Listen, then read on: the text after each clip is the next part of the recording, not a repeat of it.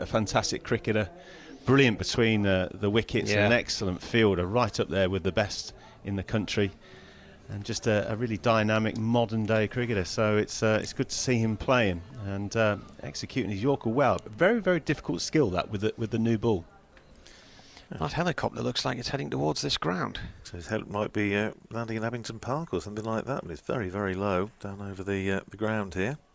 Certainly coming down quite close to us here. Well, it's going to be Bryden Carse, son of former Northamptonshire paceman James Carse, and he's bowling over the wicket to Ben Curran, who's running that down towards third man. There's certainly going to be one. That's all they will get. It is an air ambulance. Yeah. Yeah. Well, we had a helicopter land on the field at Bristol last year, first over of the game, and it came circling over the stands. We thought, where's that going? And then the players eventually were told by the umpires to get off the ground.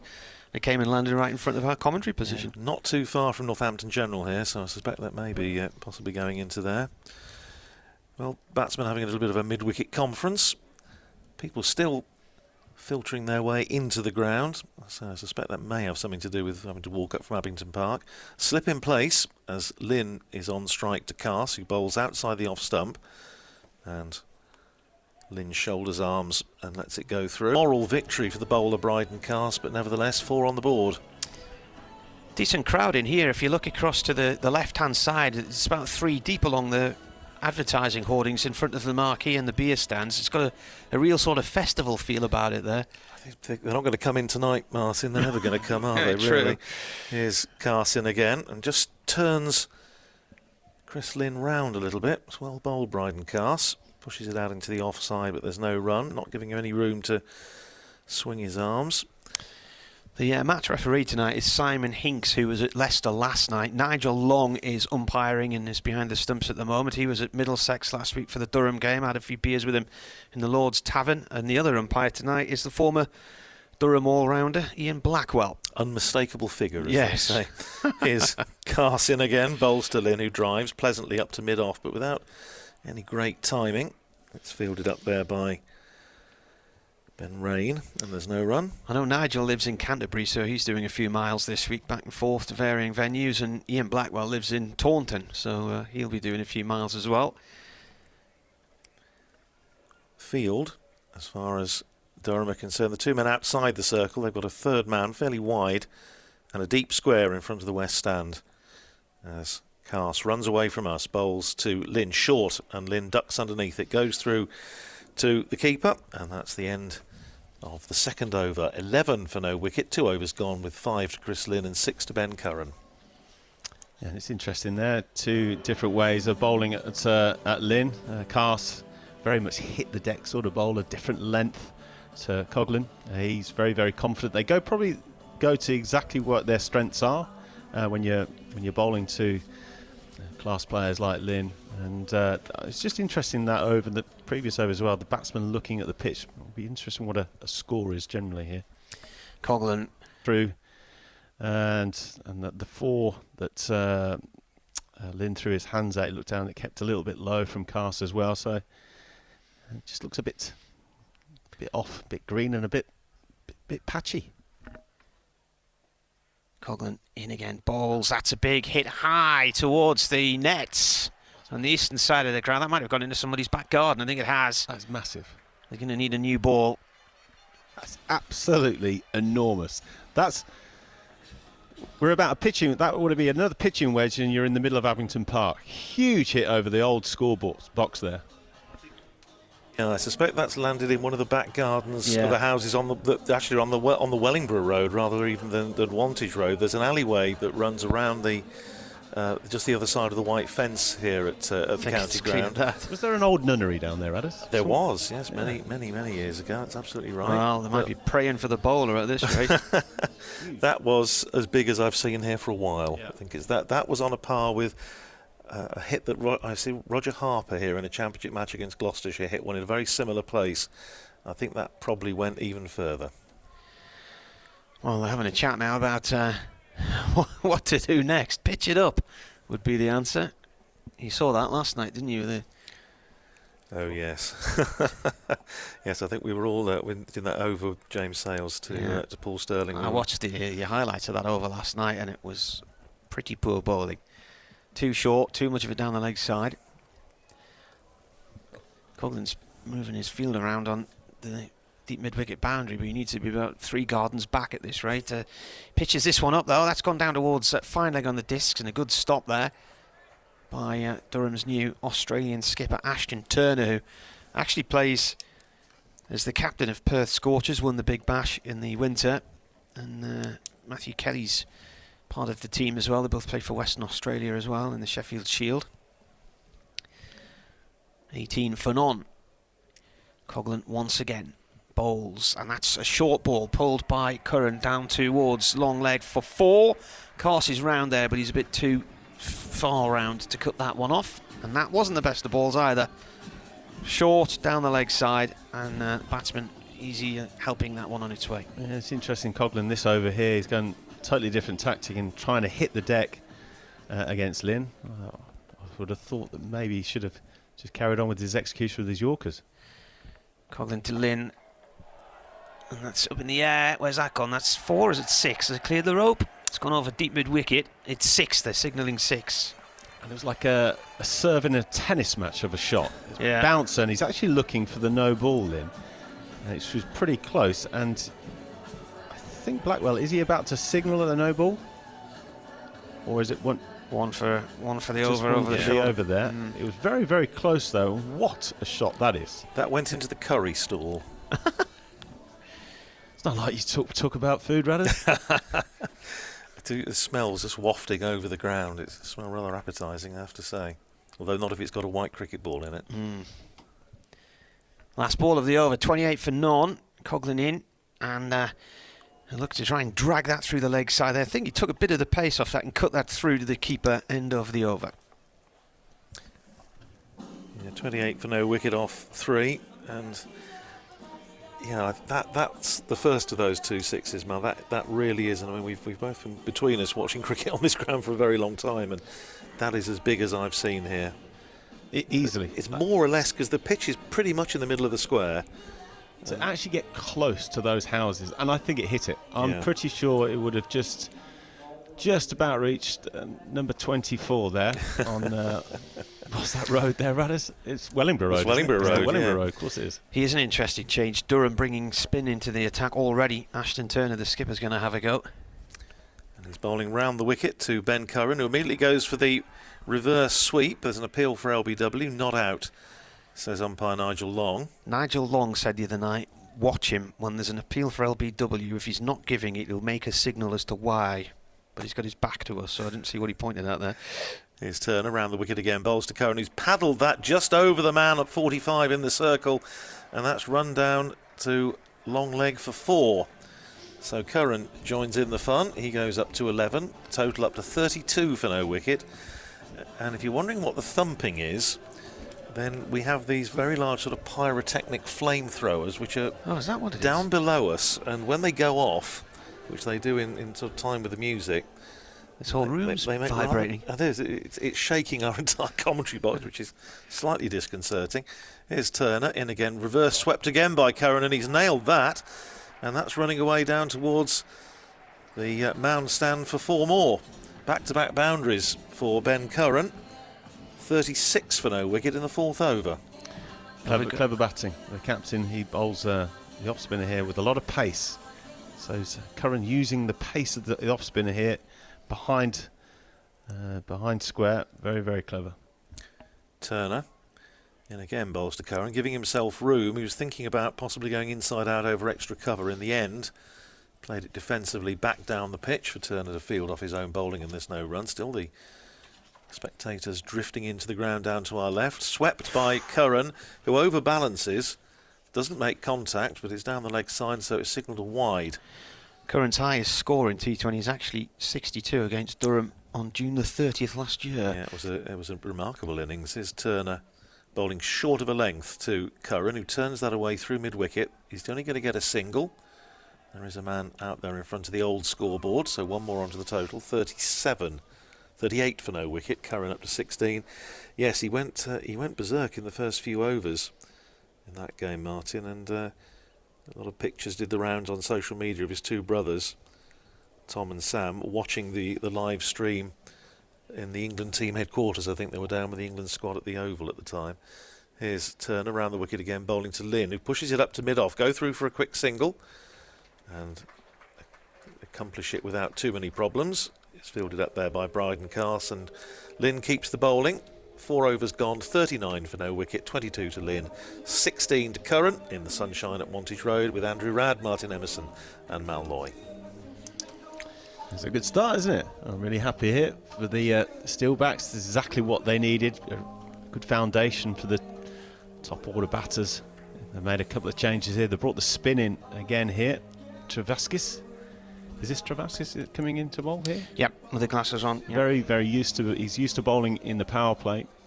Experienced cricketer now.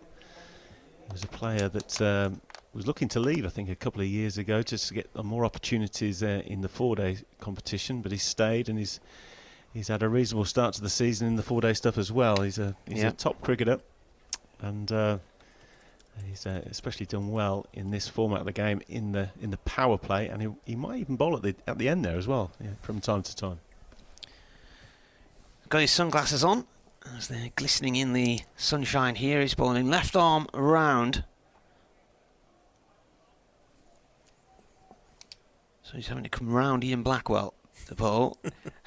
This is up in the air. That's a big hit, and that's heading over the pavilion roof. Oh, it's hit the top of the roof. That is massive. And that's gone out the ground. That's clipped the very top of the roof on the stand where we used to commentate from, and it's bounced beyond and gone into the car park. I have only seen 3 batsmen landed on the roof there. Alan Lamb, Wayne Daniel and David Capel. Appropriately enough, it being his end. Yeah. They're the only 3 batsmen that now you may have seen others do it. Raddus, come on. Did you do it? Have you against Holland? Come on. Oh, Holland, yes, 1995. I was just going to say, yes. I ran down the wicket and I give it absolutely everything, put my back out, and it just landed on the roof. That was from a standing position against a spinner who, is a little bit of pace on. It's almost like an extended check drive. That's an extraordinary shot. Rather, you disappointed. They still talk about. They still talk about it in The Hague. Yes, it's. But yeah, just how could I possibly? I'm trying to remember. Still got that on VHS. I'm trying to think who the bowler was. Was it someone like Tim DeLeader, was it, or? No, it was an off spinner. Right. It was someone Van something. I can't remember. But, Van der Valk. My back's still recovering. 45 on the board. Lynn's on 28 from 15, and Travaskis walks up to these stumps and bowls again, and that's more of a half tracker. It's flicked away out through mid wicket for 1. And so far Lynn has hit 3 meaty 6s and 2 4s. Wow, I still can't get over that shot. I think that was better than his first one, just because he kept his shape in the shot and straight over mid off in a stationary position. That is huge. Curran's on strike, the left-hander facing the left-arm bowler. And he looks to drive through the leg side. He's played and missed. It's bounced off the keeper. They get a... No, there's been some connection with the bat by the looks of things. Thought that was going to be signalled as a bye, but he must have got a little bit of an edge on that. Yeah, I like what Curran's doing here, but I just think he has to recognise that Lynn, it's his night tonight. And he's got to look for the one to give him as much strike as he possibly can. Travaskis in again. A little push through the leg side towards the discs at mid-wicket for 1 by Lynn. He's only 23 years old, Liam Travaskis from Penrith, and this is his 43rd T20. He's got 34 wickets, best figures 4 for 16 in a win at Lancashire in 2018, which was on the TV. Lancashire imploded that night. Bowls again and a little flick in the air. Reverse sweep from Curran down towards third man for 4. Durham have got all their players on that offside on the discs, so he just lobbed it clear of them. And at the moment, it's one-way traffic, this, isn't it? It's very comfortable for Northampton so far. They've got the 50 on the board inside the first 5 overs, 52 without loss. Yeah, and he has to go past the infield, and it's a lightning quick outfield. Obviously, the sun's been out. It's been very, very dry recently. And it does, as I said, it suits the Steelbacks, this. The ground at the Riverside for Durham, it's a huge, huge ground. Their fielding is excellent. Normally that shot there down to short third man, that would have been cut off for a couple of runs, but here at Wantage Road, it's 4 runs every day. Ben Rain coming into the attack from the Lynn Wilson indoor centre end. Yeah, we had a good chat with Chris Lynn. He came up to the commentary box on the Saturday of the championship match against Kent, just weekend just gone, and had about an hour up here with us, and very, very interesting chap to talk to. Here's Rain in bowling to Lynn, and that's a good ball from Ben Rain first up, and Rain having to treat it with Lynn having to treat it with respect, playing it down to backward point, and there's no run. And now they're just asking some of the spectators. All of the hospitality rooms are in use down below us in the indoor centre, and I think there's some people are out on the balcony when they shouldn't be, right behind the arm. So umpire Nigel Long and Ben Rain both remonstrating with them. 2 men out at deep mid-wicket and long on. Scotty Borthwick down in front of us. Slower ball from Ben Rain, driven out into the covers. Very well fielded at extra cover. And there's no run.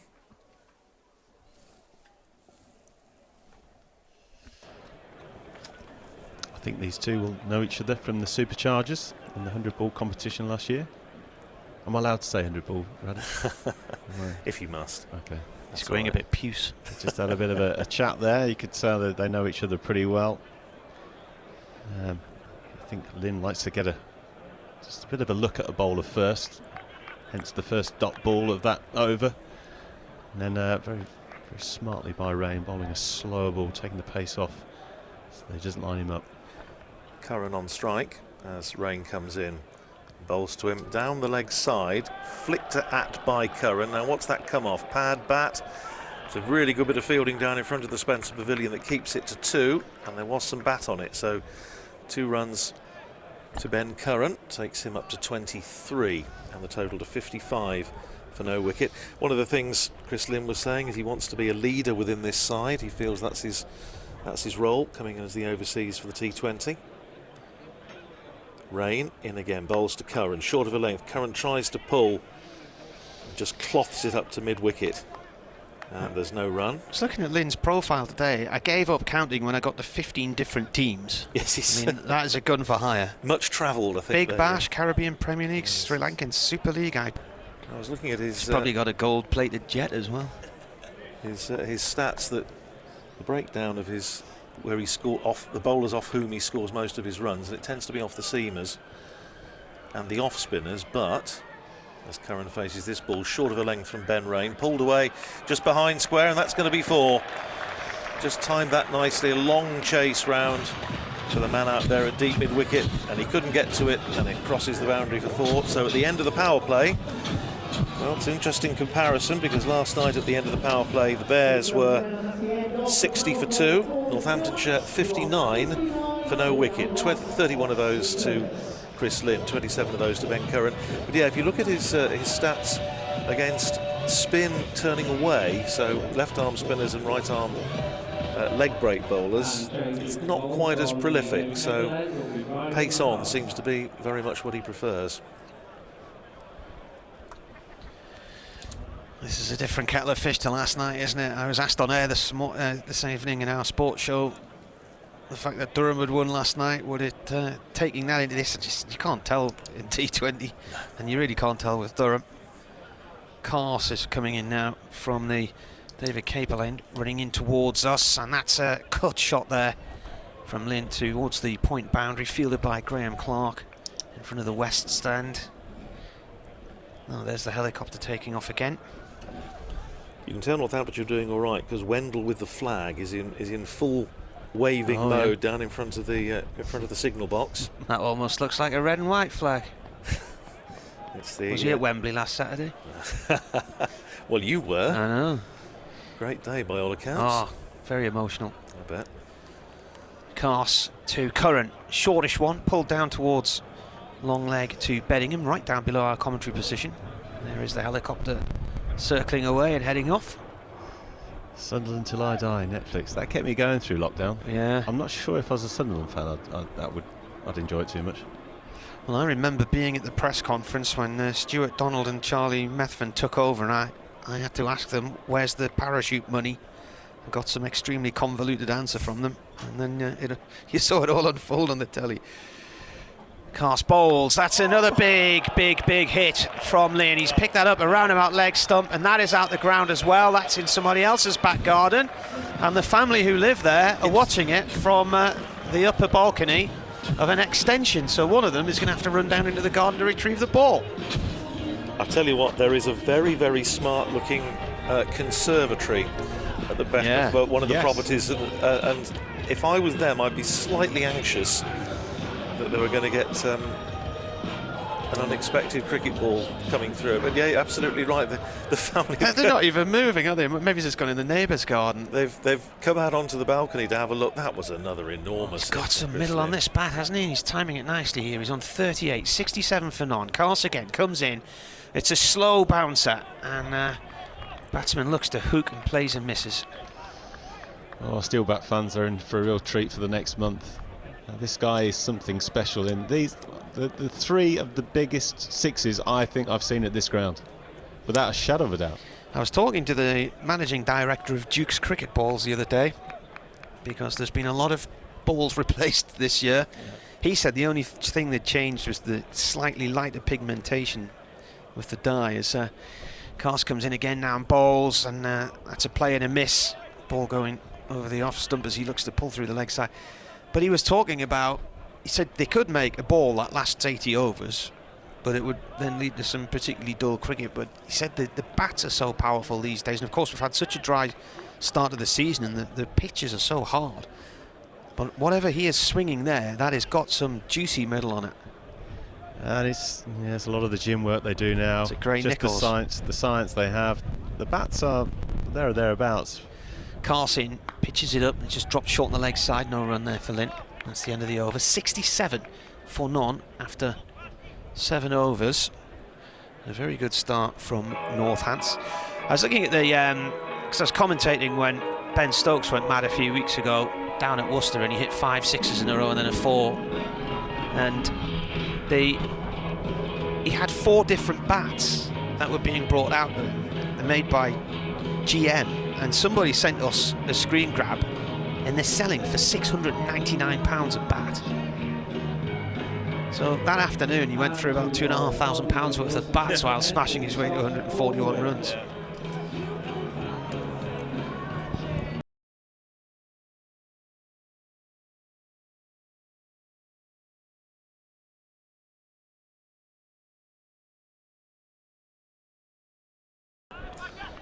The bean counters will be well happy with this. Yeah, and the beer manufacturers. There's a big brewery in town, isn't there? Oh yes, probably. Here's Scott Borthwick to bowl his leg spin. Short of a length first up to Ben Curran. Tries to pull. Just if it gets a bottom edge, that's all it gets on it. It's running down towards the boundary in front of the Spencer Pavilion. Is there any bat on it? Let's have a look. No, there wasn't. It came off thigh pad, I think. Hence the fact it just rolled down there fairly slowly. But 2 more on the total. Wendell's happy. Flag's being brandished away to our right in front of the old signal box. 2 more on the total. 69 for no wicket. Northamptonshire at the start of the 8th over. Borthwick in again. Whipped away by Curran. Going out towards the boundary, but it's only going to be a single. There is a man out there now. Just wondering, Andrew, if this could be the 3rd game in a row where Northants have an opening stand against Durham of more than 100. They did it twice in a week last year. Yeah, well, Ricardo Vasconcelos was involved in both, wasn't he? Yeah, with Curran here and Rossington at Riverside, which was Freddie Heldrick's debut, wasn't it? It was a game that you and I did together on a rather an overcast evening at Riverside last year. Here's Borthwick in again, bowls to Lynn, who on drives. He's only going to get a single as it goes up to Paul Coughlin, fielding in front of us on the long on boundary, and Lynn goes up to 39, and Northamptonshire up to 71 for no wicket. Just ask Mal about what he reckons par might be now, as that's driven up to extra cover by Curran, but there's no run. We're talking about sort of 160, 170, possibly looking a little bit beyond that now. If Lynn stays in, you're pushing 200. is Borthwick again, and that's paddled round the corner by Ben Curran. Has it gone all the way? No, just landed inside the rope. There's a ball just short of a length, and these rather disconcerting flamethrowers down below. Tell you what, they're frightening me. They're actually shaking the entire commentary box. Hope you've got contents and buildings insurance, because it feels like we're about to explode through the roof any minute. It's 4 more to Curran. He goes to 33. It is slightly disconcerting. Yeah, we're talking about Lynn. This is a brilliant innings by Curran. He's using the wind against the spin here. Scoop shots on both sides of the wicket. 33 off 22 balls for Ben Curran, who's in behind that, playing it back down the pitch to Scott Borthwick. So dot ball to finish the over. 75 for no wicket at the end of 8. Yeah, it's an interesting one, isn't it, with Ben Curran. You just feel that white ball maybe, because he struggled with red ball cricket again. He hasn't played a lot this year, but obviously he was put up to open the batting in red ball last year, and it wasn't hugely successful, and he struggled really to make runs in the longer format. But there's certainly one thing he doesn't lack, and that's confidence. He's as we've said many times before, he's a Curran, so he doesn't lack confidence. And this innings, I'm sure he's going to be doing him the power of good in terms of his confidence.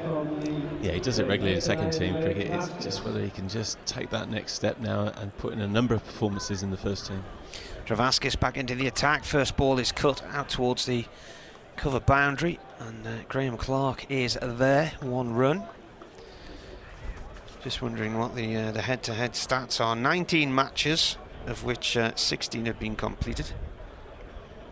8 wins for Durham and 9 for Northampton following their double last year.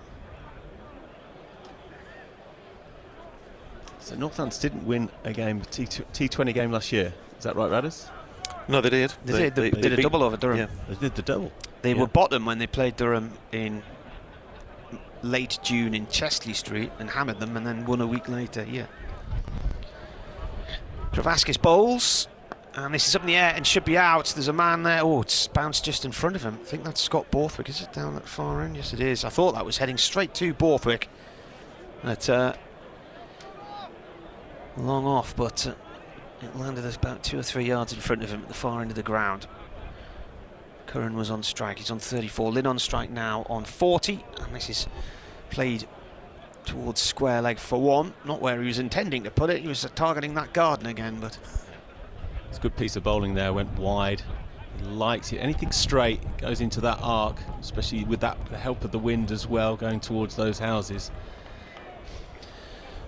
Curran now batting into the wind, left-hander, and he's launched that over the top of the covers for 4. Lovely cut.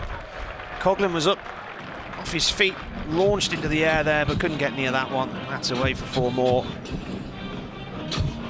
And again, it's a really key innings this from Curran. Just the odd single here and there, then a boundary every other 2 or 3 balls. Always like to have a left hand, right hand as well.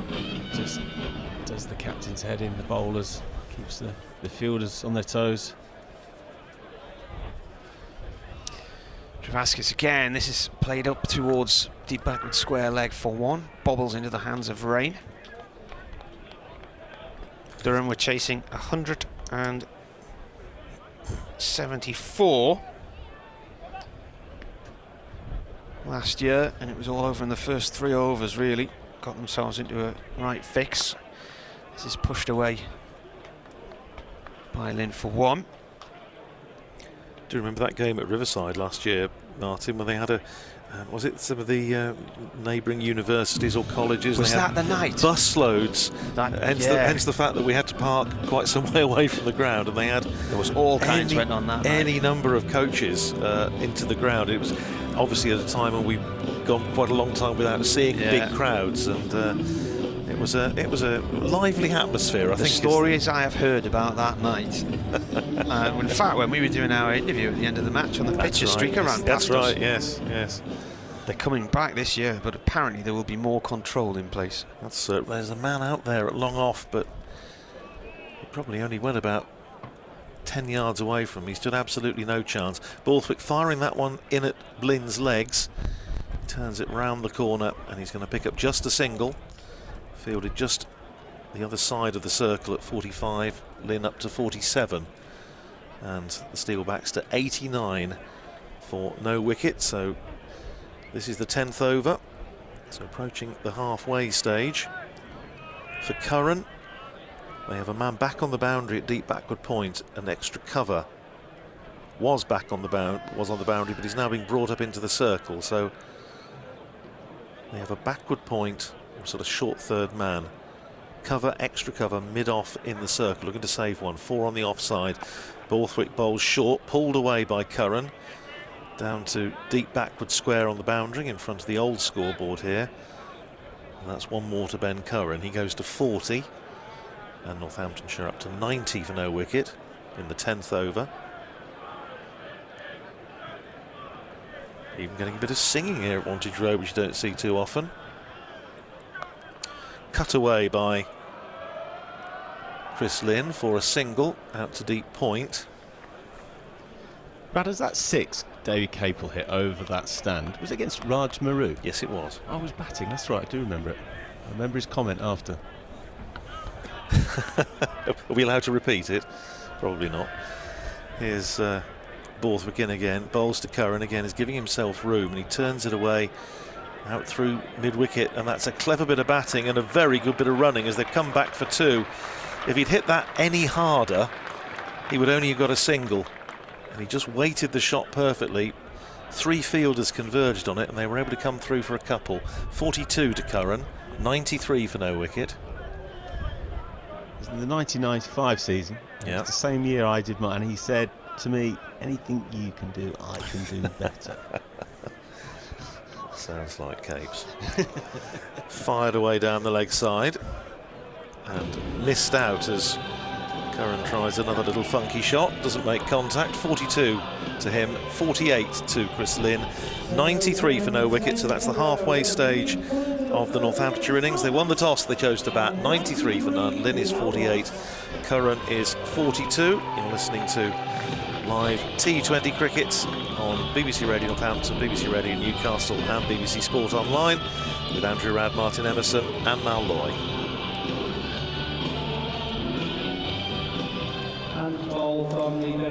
93 of 10 overs, still going strong even after the power play. These two settling in here nicely, a great foundation to push that score up to 200 plus possibly.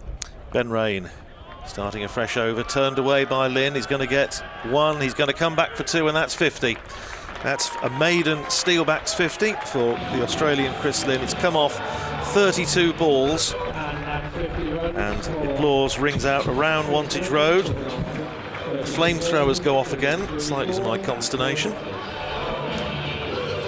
And Fantastic innings. 95 for no wicket. Played well, isn't he? Yeah, yeah. A great replacement from the Big Bear, who's been at the county ground for the last 8 years or so. Here's Rain in again, bowls to Lynn, who cuts that away. The speed of his hands through the ball is just remarkable, and it's gone down to deep backward point for a single. Lynn up to 51, 96 for no wicket. Watching some of his batting, in, we talked about him playing for the seconds against Gloucestershire, and he hit 11 sixes in the 2 matches here. Bat speed is astonishing. Yeah, it's amazing how they prepare now. The specialist T20 cricketers, white ball cricketers. It's not something that, obviously there is an amount of natural ability there, but how they can get better, how they can hit the ball harder. It's not just the gym work, the quick bat speed work within in their technical stuff as well. Here's Rain, and again bowls a big loopy slower ball bouncer to Ben Curran, and it's called eventually as a no ball by Ian Blackwell, and it's probably fair to say Ben Rain isn't massively impressed with that call, but 98 for no wicket now. His argument there was because it was a slower ball, yeah. But if it's above the head, it's above the head. It's just a simple rule. Yes, I don't think he's got a lot of cause for complaint there. Batsman just having a little chat. 3 men back on the leg side now, as Curran tries to go big. He doesn't quite get hold of it in the same way that Chris Lynn has. Nevertheless, he's got hold of enough of it for it to run away for 4. It brings up the 100 partnership for Northamptonshire. Takes Curran up to 46, and it means, as Martin was mentioning a few overs ago, that in each of the last 3 T20 matches between these two counties, Northamptonshire have managed a century opening partnership, which is not a bad stat. No, this is very impressive. And you know what, the bowlers haven't. No, they've executed their skills pretty well. I think it's just been fantastic batting. It was noticeable when Ben Curran went for that sort of shot. It sort of ran over the boundary rather than Chris Lynn, where it's been sailing well over it. Again, he's tried that slower ball bouncer again, Ben Rain. This time it's okay. Curran's now looking quizzically at umpire Ian Blackwell, but I don't think he has also got a great deal of cause to query that. That was certainly well around about chest height when it went past him into the gloves of Ollie Robinson. Didn't make contact. 102 for no wicket, it stays. Curran 46 off 32, facing this ball from Ben Rain. Again has gone for the slower ball bouncer. This time it was well over shoulder height, and it was signalled as a no ball by Ian Blackwell, and it's a free hit.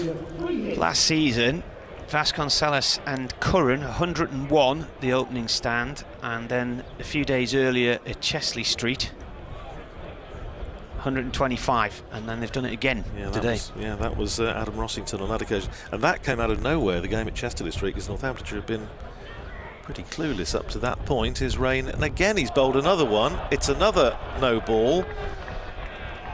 I just think they're losing the plot a bit here. What's going on? Yeah, I agree with what he's trying to do. But pace off is key here, especially against Curran. He's off. And he is indeed. But that was just ridiculous.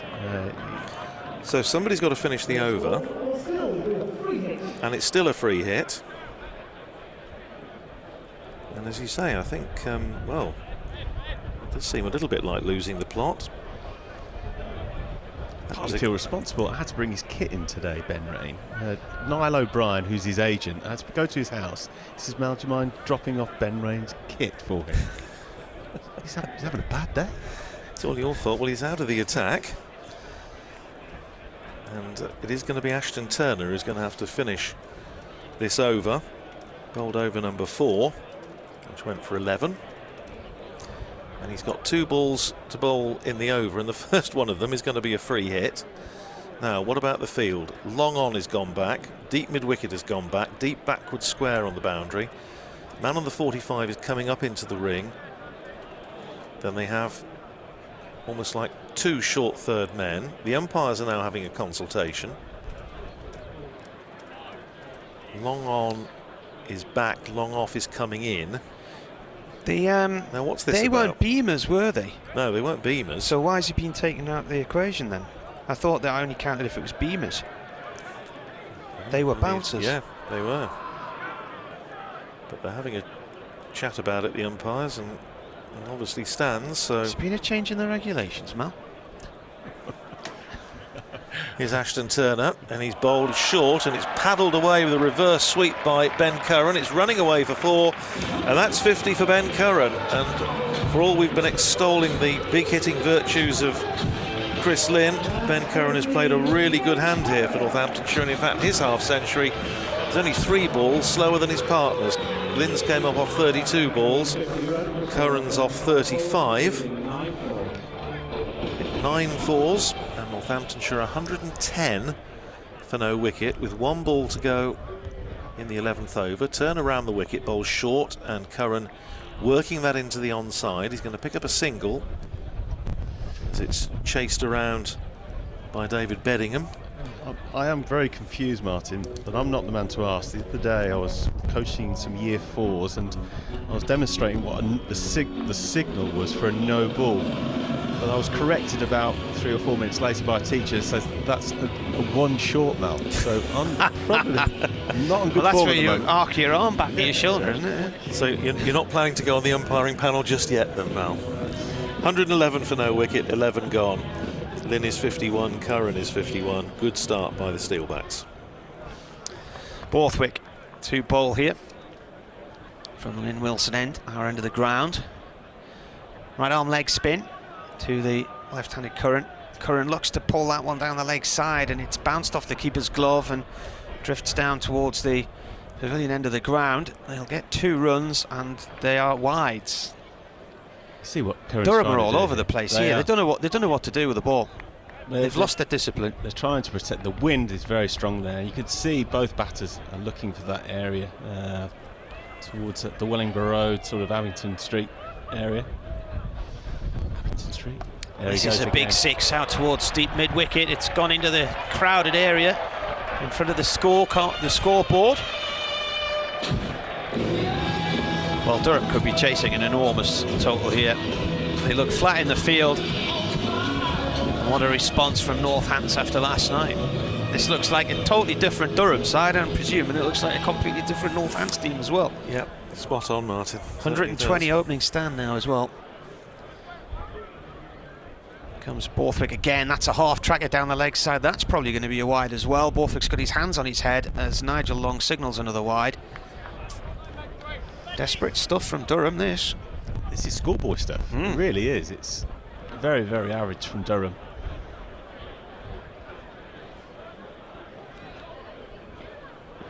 Borthwick in again. Better ball as an edge, and it's away for 4. Couldn't be cut off by Ben Rain, trying to come round at third man on the discs. Runs up to the expensive pavilion.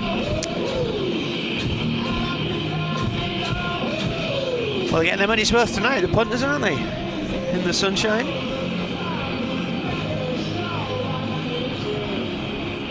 Again, it's that bat speed. It's just an edge, but because of the speed, his hand speed through the ball, it's created so much power. Borthwick again, the ball played back to him, he dives and stops it, one-handed.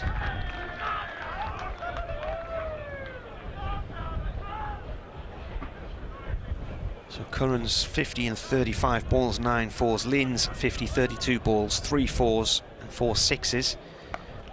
This is played by Lynn out towards the cover boundary to Ashton Turner, the Durham skipper.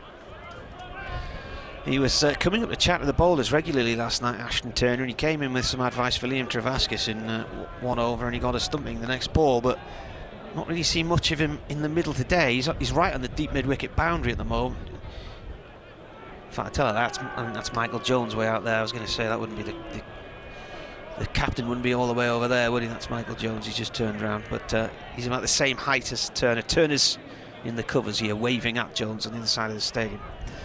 This is a little paddle, a reverse paddle, and that will go for 4 right in front of the dressing rooms.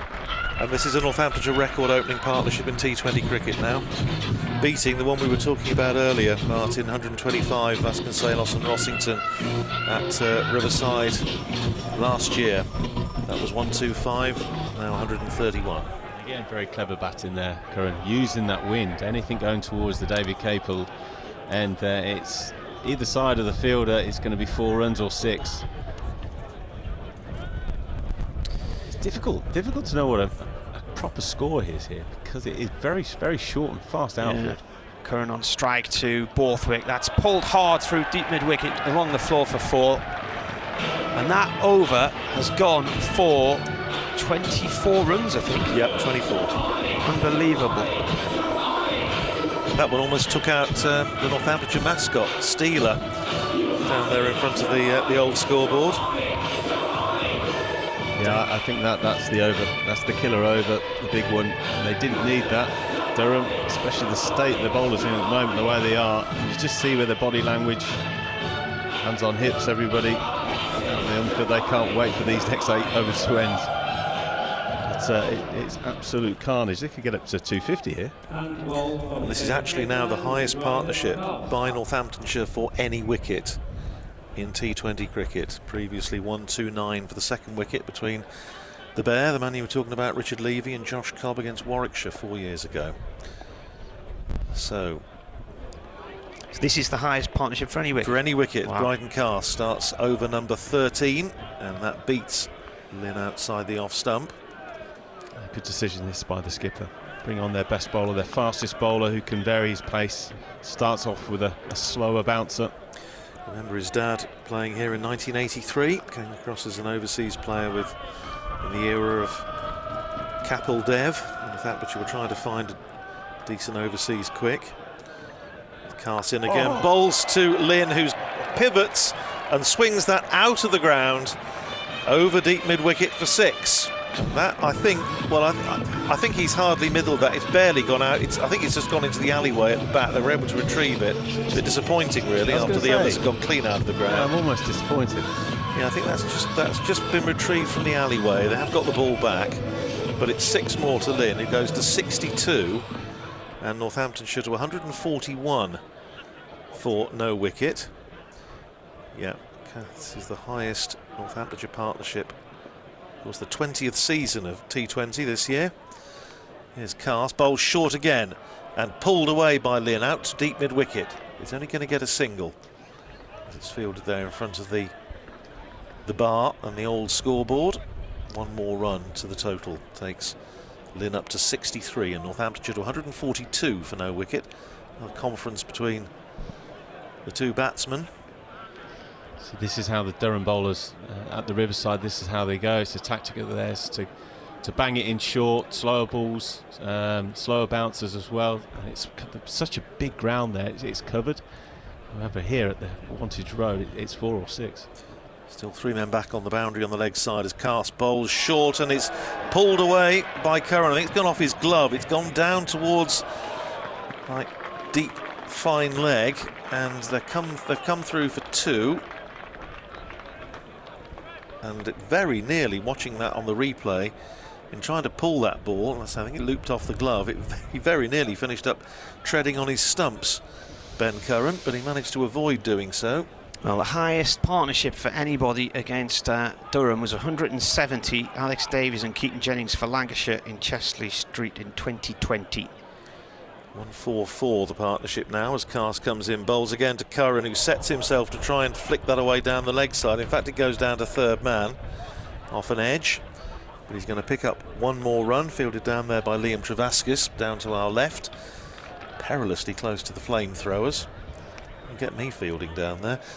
Takes Curran up to 67, 145 for no wicket. I was just out on the roof to do my update a few minutes ago, and the balls of gas are coming up, I know, up here. As you say, I hope the insurance is fully paid up. We'll stick to our post, never mind. Whatever. There's Cast, bowls short again. Lynn tries to pull, doesn't make contact, goes through to Ollie Robinson. Dot ball to finish the over. 145 for no wicket off 13, so just 10 off that one from Bryden Cast. Chris Lynn is on 63, Ben Curran is 67. What was the best highest partnership for North? Previous highest was 129, which was Richard Levy and Josh Cobb against Warwickshire at Edgbaston in 2018. Highest for any wicket.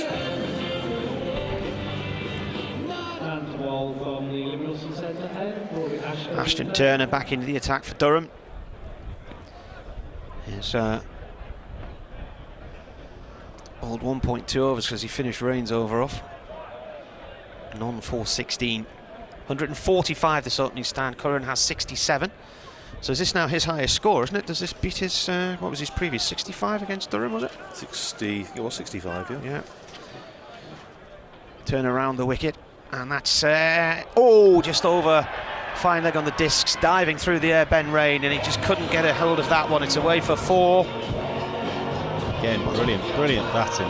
The wind is your friend, and he's played this innings in such a clever way today from the David Capel end when he's facing, especially against the spinners, the slower bowlers, those scoops, and just to clip it over the short fine leg boundary. It's been very, very clever the way he's gone about his stuff, his business.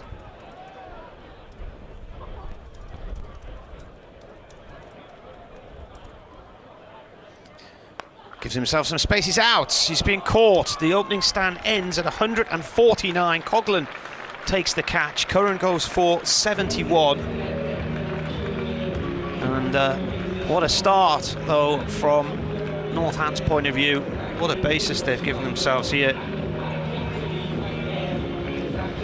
And it was the right idea. He gave himself a bit of room with the fine leg going back this time for these scoops against an off spinner, which is unheard of, really, a fine leg. He's tried to go over extra cover where the gap is, but he's hitting against the wind that time, and it just held up.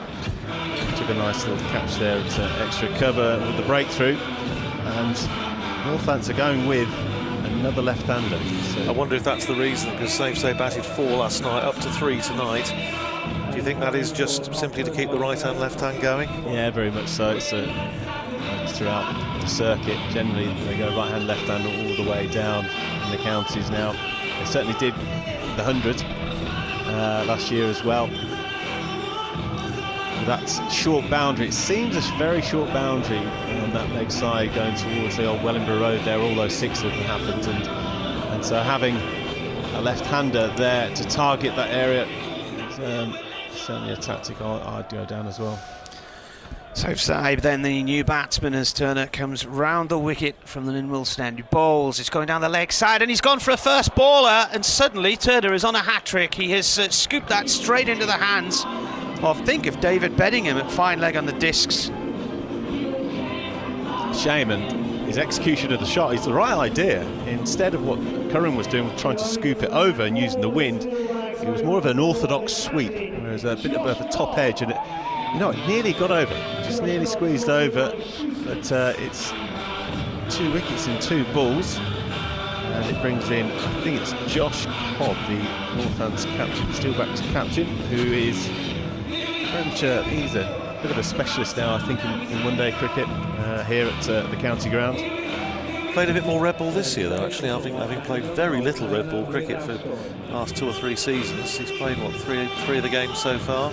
Yeah. Done well. Scored some runs. There has been a Durham hat-trick on this ground, because Paul Coghlan got one about 4 years ago, the last 3 deliveries of the innings. He'd gone for 43 runs in his first 3 overs, and then he finished with a hat-trick maiden as he got Rob Newton, Graham White and Richard Gleeson. Cobb on strike then, Turner bowls, and Cobb gets away with this one as he plays it nicely along the flow out towards deep extra cover for 1.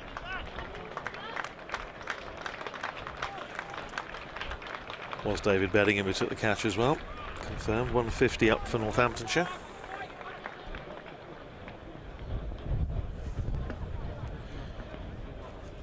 Turner bowls again, and straight batted up the field this time by Lynn, cut off on the discs by Koss. Can you believe an opening stand like that, and then a minute later you're talking about a hat-trick? I mean, what a crazy game. Another wicket. Durham are back in this game, especially if it's Lynn. Oh, a little nurdle just down towards third man. That's a lovely little soft-handed shot there from Cobb, and stopped on the ropes at the far end. Brilliant I'm not sure fielding. whether that was a 4 or not. Brilliant fielding. It's the one thing you do get with this Durham side for many years. They are fantastic in the field. Difficult to see if he was on the ropes. Well, they're showing you the replay. He certainly hits the ropes there, but whether he managed to get his hand off the ball as he was going across them is another matter. So, 14 overs gone, 153 for 2. Looking at the... it's not over yet, is it, by any stretch of the imagination? Certainly not, no, just 8 off that one. I was looking at the old the win percentage that we have on our stats package, and for a good part of last night, certainly towards the back end of Northamptonshires match at Edgbaston, it was 100% Bears victory, 0% Steelbacks victory. This evening is giving Northamptonshire the edge, 78-22 at the moment. Oh, I'd start to panic then if I was a Northants fan. I was going to say, yeah, for all that means. Here we go with Scott Borthwick, who's starting a fresh over, and Chris Lynn has smashed that onto the roof of the curry tent.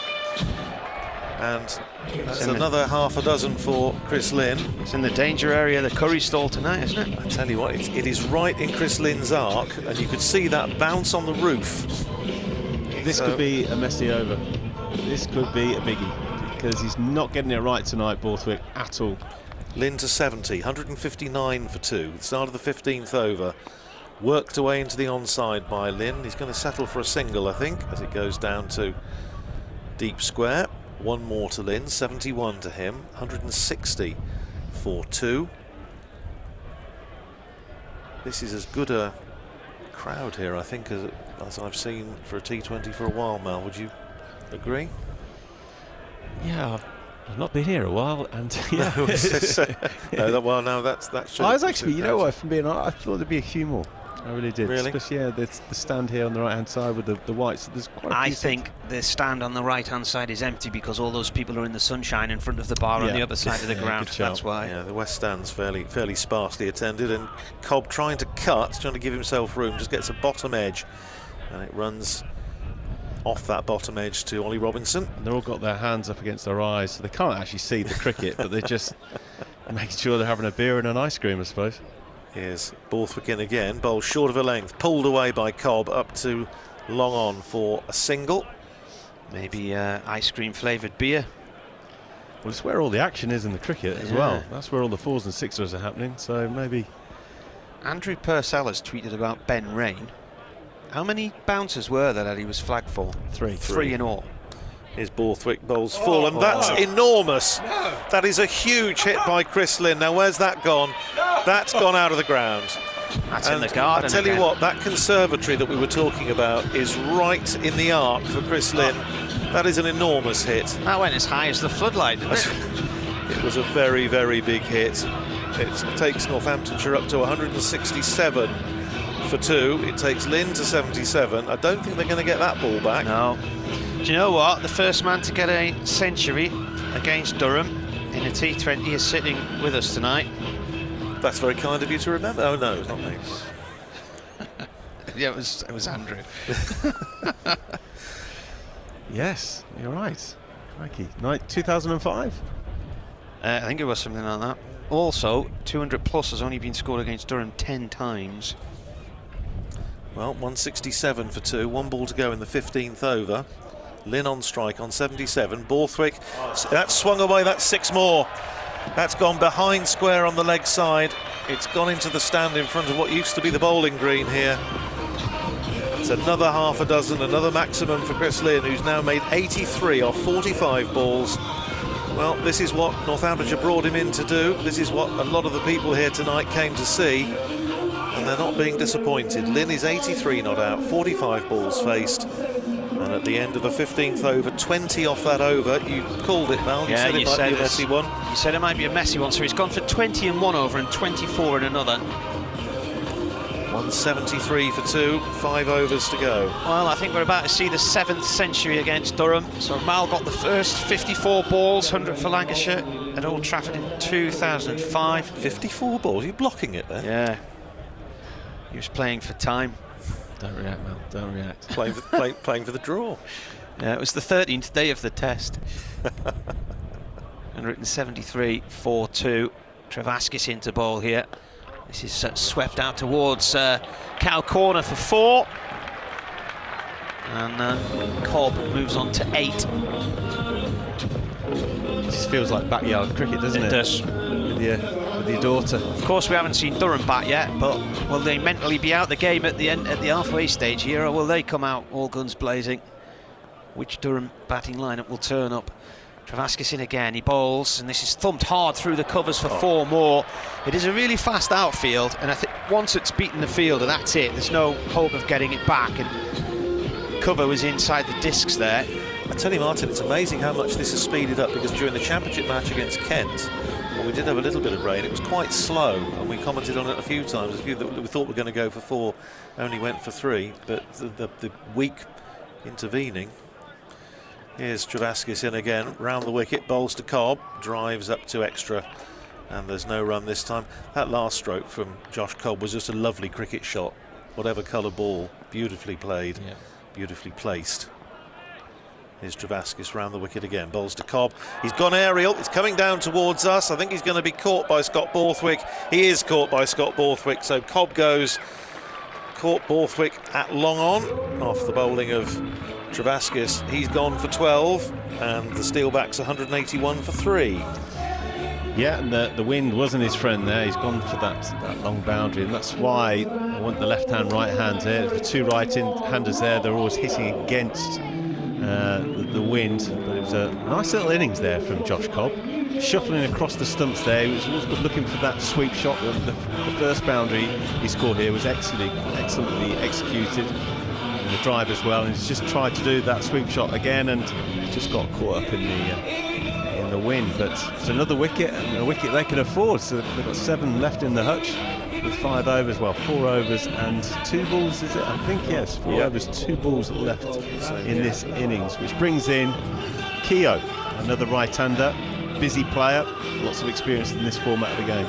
Yeah, 26 balls left in the innings. Run a ball gives them 207. We'll be hoping for a bit more than that. Travaskis round the wicket, bowls to Keogh. Drives up to extra cover, no run, dot ball. 1 ball left to go in the over.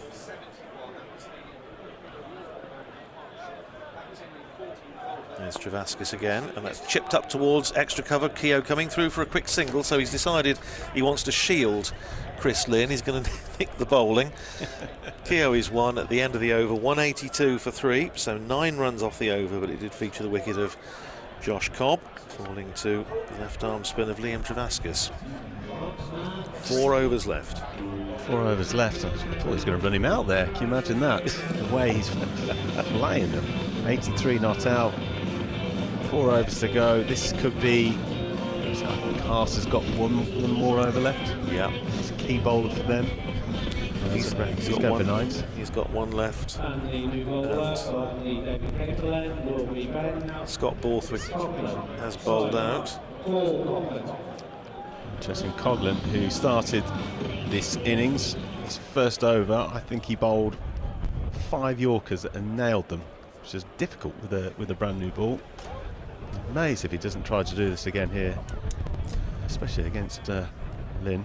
Here's Paul Coghlan then from the David Capel end, coming in over the wicket, bowls to Keogh, tries to flick that away down the leg side. It's running down towards fine leg. Fielded down there by Bryden Cass. They've come through for 2 leg byes, signalled by umpire Ian Blackwell. 2 more onto the total, 184 for 3. This is the 17th over. There are 23 balls remaining in the innings. Here's Coghlan again, bowls to Keogh, who's whipped that away over mid-wicket. They've completed 1, they come back for 2. Takes Keogh up to 3, 186 for 3. Rob Keogh, Northamptonshire second highest run scorer in every competition last year, with Ricardo Vasconcelos, Northamptonshire's highest run scorer in every competition last year. Andrew Purcell has tweeted, he says, I can't find anything in the laws of the game suggesting bowling 3 overhead high no balls results in being removed from the attack. So you can imagine it must be a regulation rather than a law, possibly. I don't know. In this tournament. It's not one I've come across. I haven't seen it before. No, I haven't. He says, mind you, I wouldn't have given Rain another over anyway. Vinny says, embarrassing bowling, some of this stuff, a 6-ball over would be a start. It's painful, says Harry Clapp. And Gordon says, this is hideous. It's ironic, Coghlan's come back here and I think he's bowled the best over of the innings so far. 3 balls gone, just 4 runs scored off it. Here's Coghlan in again, bowls to Keogh, who swung that away over fine leg for 4. Fine leg was in the circle and Rob Keogh, aware of that, he's just swung it away, helped it over the fielder on the edge of the discs, and it runs away for 4 runs. Takes Northamptonshire to 190 for 3. Clever bit of batting by Rob Keogh. Absolutely horrendous bowling. I mean, what on earth does he think? A slow ball bouncer with fine leg up. I mean, unless he's thinking to double bluff, but why would you double bluff to a new batter? It's crazy bowling. Here's Coghlan in again, bowls to Keogh short, and Keogh's thumped that away out to deep mid wicket. They're only going to get a single. Takes Keogh up to 8, and the total to 191 for 3. I'm just looking to see what that stall is down there. Is it burgers or something? There's a big queue down there. Northants have, I think their highest score against Durham is 195. Well, within reach of that. Lynn is back on strike on 83. Short and wide, and called a wide by umpire Ian Blackwell. Coghlan trying the slower ball bouncer again, digging it into the pitch, but it was well wide outside the off stump. Yeah. 192 for 3. 2014 in Chester Street, 195 for 3.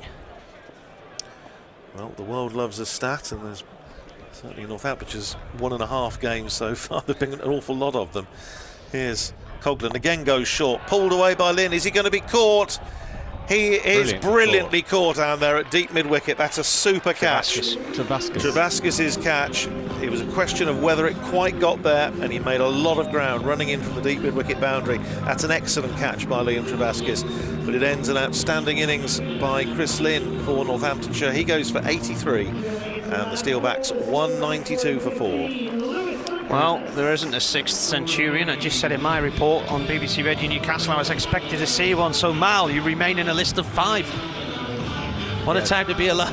I know, I tell you what. I was so praying he was going to catch that. It means so much to me. It's a shame because he hasn't had the strike since Keogh's come in. He's nicked the strike quite a lot. Not accidentally, of course. I'm pretty sure he's trying to give Lynn the strike. Why wouldn't you? But maybe just lost his rhythm there, and good piece of bowling actually in the end. The fine leg went back, good bouncer, slow ball bouncer, a little bit of a top edge, carried by the wind, and brilliantly caught by Travaskis again. Outstanding fielding by the Durham fielders. The fielding's been excellent, bowling's been pretty poor. As he starts the new over, it's Travaskis again. Left arm round from our end of the ground. This is played out through the covers for 1. So Lewis McManus is the new man. Both teams having on loan wicket keepers tonight. Yeah. Has he come up from Hampshire, is it? Hampshire? Yes, that's right. Born in Poole. Came yes. from Bournemouth, is that right? All correct. Yeah. I think he's a Cherries fan then. Travaskis left arm round, bowls, played by McManus out through mid-wicket for 1 run. Coghlan hammers it into the ground, trying to scuff up the ball on one side there. Yeah, it gets a bit of an evil look from Blackwell. You're not allowed to do that.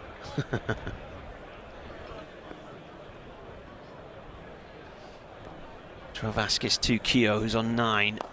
And little punch shot up to Scott Borthwick at long on.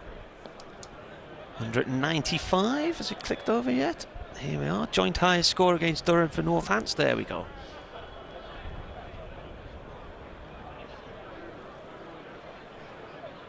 In comes Travaskis, and that's the highest score now for Northampton. That is a single up to long off for McManus. So Martin, who's going to get these runs for Durham, do you think? Don't know. That's the worry from a Durham point of view. Will they turn up with the bat? Or is this one of those write-off nights? Travaskis in again, bowls, that's driven out over the top of the covers and away to the boundary for 4. Nice shot inside and out through the line there. And that is the 200 up, isn't it? The 11th time Durham have conceded 200 runs.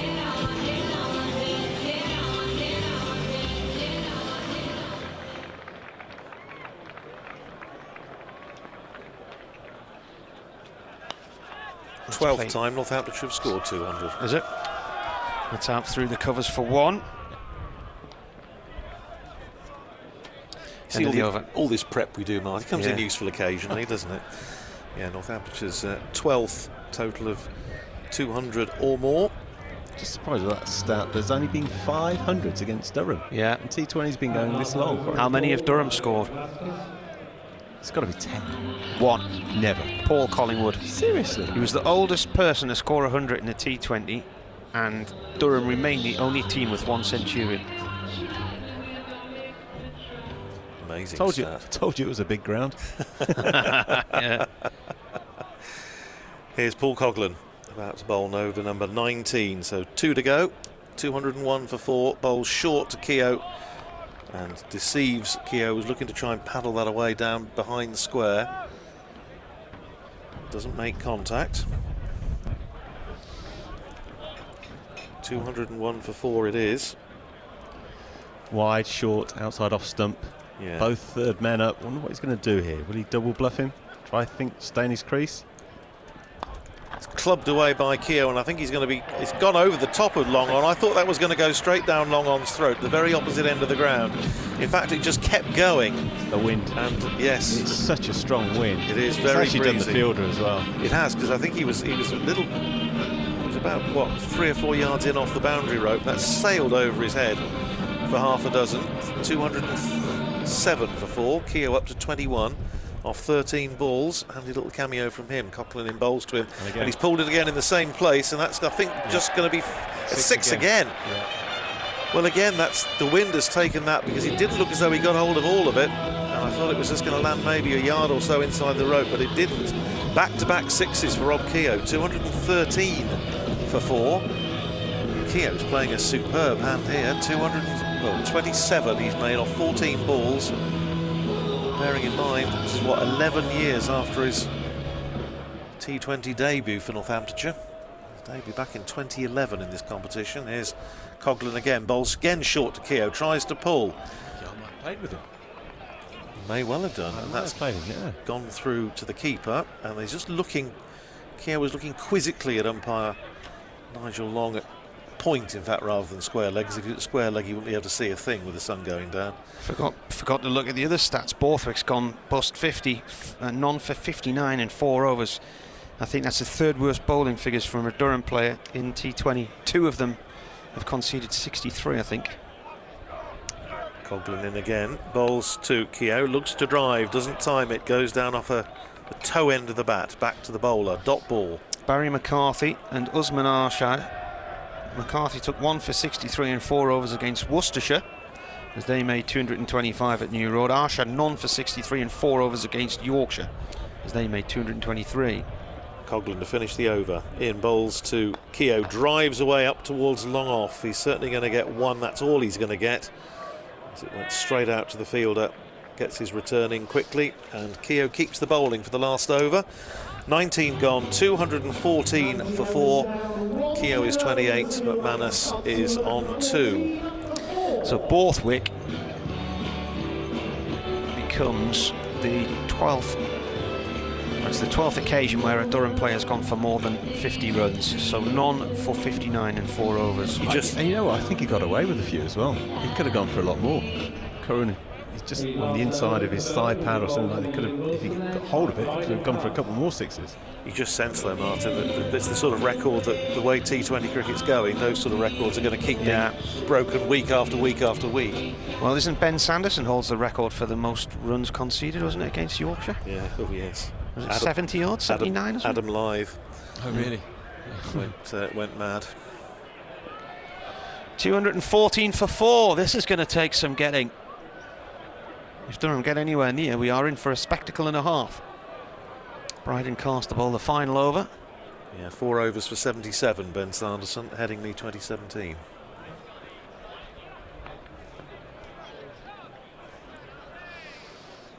Carson, right arm over from the Lynn Wilson end. The ball, I think, hits the thigh pad there of Keogh. You know, I was just thinking is it signalled a leg by or not? No. It's come off the bat under the thigh pad. Inside edge.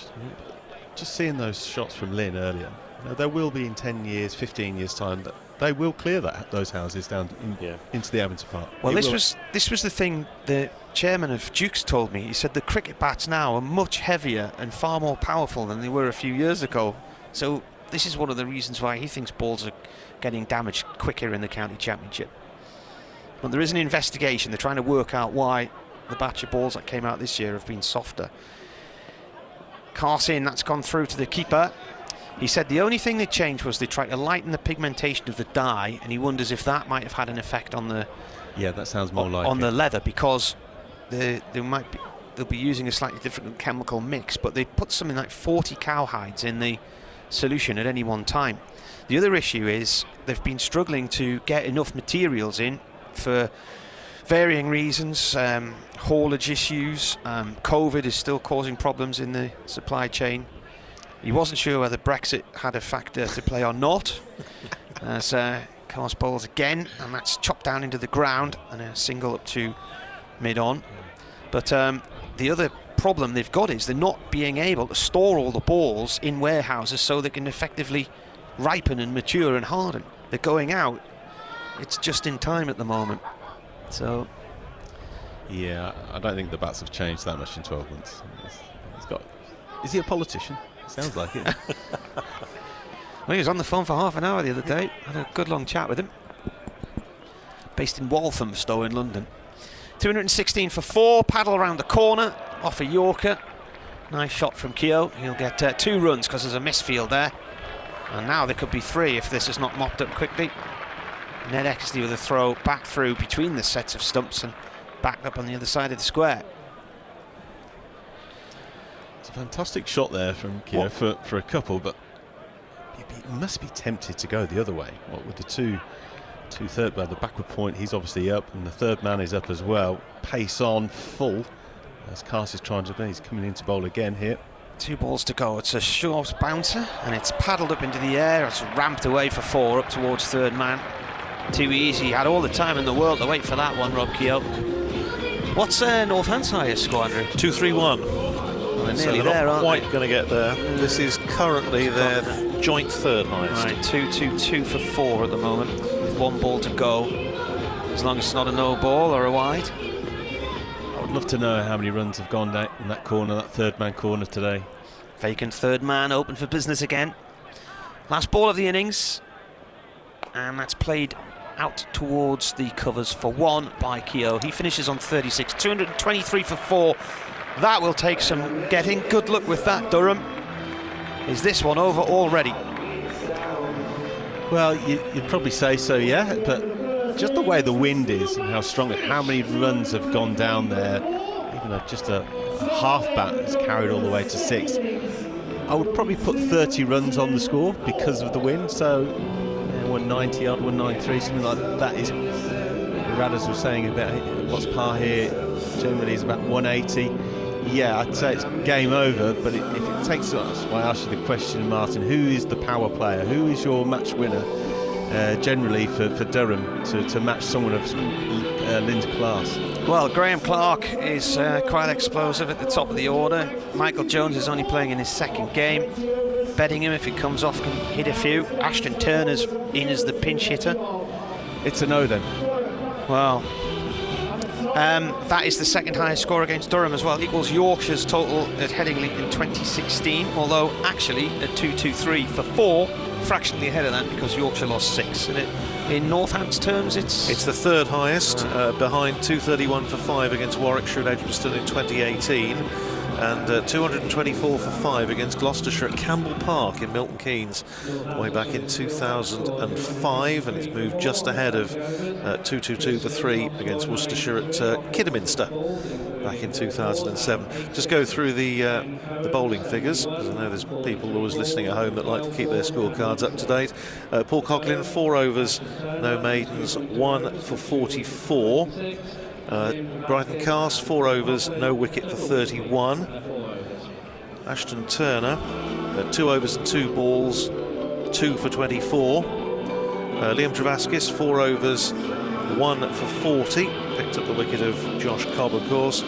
Ben Rain was taken out of the attack, 1 over and 4 balls, no wicket for 20. And Scott Borthwick, as Martin mentioned, getting a bit of hammer tonight, 4 overs, no wicket for 59. There were 18 extras and a total 223 for 4. Northamptonshire's 3rd highest T20 total, and that partnership of 149 for the first wicket between Chris Lynn and Ben Curran. Northamptonshire's highest partnership for any wicket in this competition, going way back to 2003. And the final figures of Chris Lynn's knock today: 83 runs off 46 balls, 8 sixes and 4 fours. Ben Curran 71 off 43 balls with a 6 and 12 fours. So the run rate 11.15.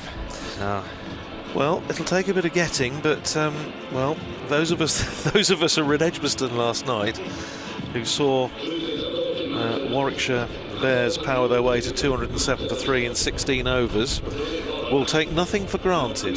But I have to say, Mal, that was a cracking little innings at the end from Rob Keogh. 36 off 21.